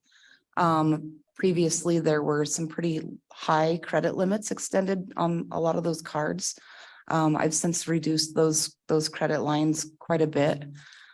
Just with, to make sure that we're able to manage the budget. But also to ensure that we have appropriate lines of communication going on. So that's one other thing that I think that I really like in there is purchases of more than $500 is kind of what I said it as, need to be have some prior approval. And it really does establish those credit cards as for small incidental expenses and not to be used for larger expenses.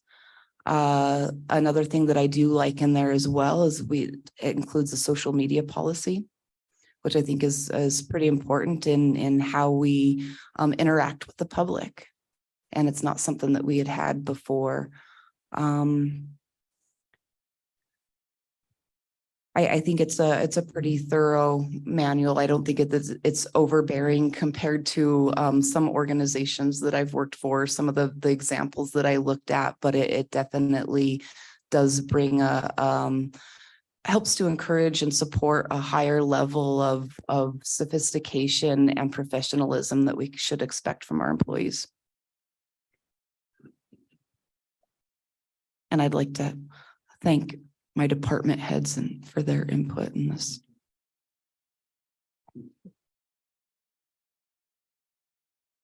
There's just one little typo that just keeps jumping out at me. I'm happy to fix it.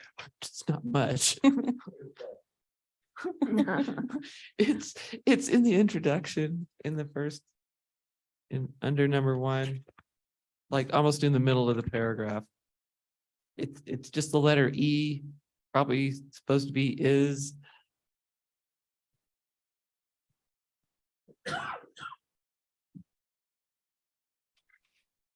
Nice catch. Just a little E hanging out there. In the, okay, Do you see it? I've looked at this thing so many times. The manual, like which it is like almost the middle of it. Yep, got it. I'll correct that.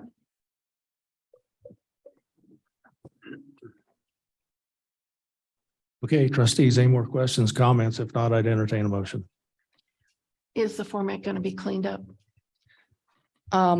I can certainly fix some formatting. There was a lot of blank space where it didn't need to be. Is that what you're referring to? Yes. Yes. Okay. All right, I would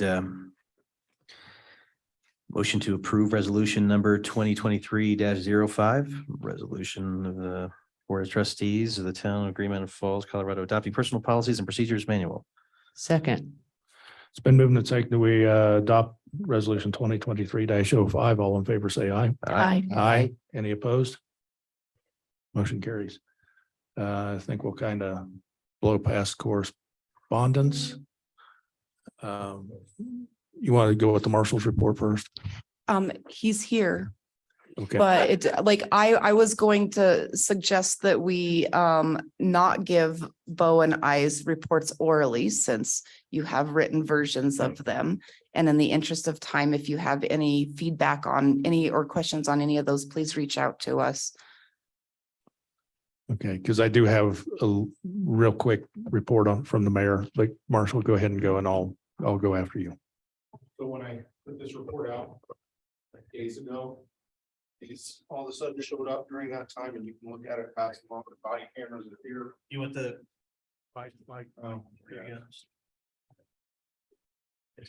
Being official and all. Yeah, the day after I wrote this report, the body camera showed up because at the bottom it says waiting on the body cameras. Well, they're here. We do training for them next week, and we're well on our way to be compliant with our unfunded mandate from the state about body cameras. Got that, did you? Okay. Also, the new patrol car is here, and it has been taken down to be outfitted. Hopefully within the next, we should have it within the next 2 months, hopefully. They're working on, the stripes that we have currently on our cars, I'm looking at changing those a little bit and updating them. So that's one of the things that's happening with it, but all the other stuff, all the other parts are coming, and we should have it hopefully within the next month or two. Bless you. Deputy Stark's training is always of interest. He's moving along really good. We've moved him into what we would call the shadow phase. He's out in his own patrol car doing his own thing. If he gets called to calls, I follow him, analyze how he's doing with the call, give input if necessary, correct any behaviors that are dangerous right on the spot. So he's moving along really well. So hopefully another maybe month or two, and we'll have him on his own. And calls for service, we're about par for the course for winter and Green Mountain Falls. We are still having a little bit of an issue with the alarms from the Blue Moose, but I've had a couple conversations with their handyman, and he's assures me he's working on it. So we'll see what happens next month. And that's my report. Okay, thank you. We'll go ahead and go down mayor and trustee. I'm going to go first. There's a couple things I want to bring up. The PRT in their last meeting had indicated that they were willing to do like an operational study on the pool to see if they can maybe help come up with something to reduce operational costs. Board, I would like to go ahead and task the PRT to do that, to see if they can pull a rabbit out of the hat, work some magic and see if there's something that they can come up with that at least hopefully might reduce the cost. Are you in agreement? I'm total agreement with that. Yeah. Okay. Increase revenue? That will probably come out of the other study with CSU, right? UCE. Oh, sorry. Too many acronyms. So yeah, that'll probably come out of that one, but this one will be specifically to try to see if there's ways to maybe reduce the operations cost to something that might be a little bit more palatable Yeah, for the board. I'd like to see PRT run with it and see what Yep. they can come up with and how they would handle it. The chemicals are only $1,200 or something for a 3-month season. Yeah, it's mainly lifeguards and It's lifeguard. and desk staff. Yeah. Okay. Nancy's Okay. giving me the cut it off. Okay. Trustees, any other reports? Well, I was going to report on the municipal league last meeting, but it's rather lengthy, so I would like to save it for the next meeting. Okay, that's fine.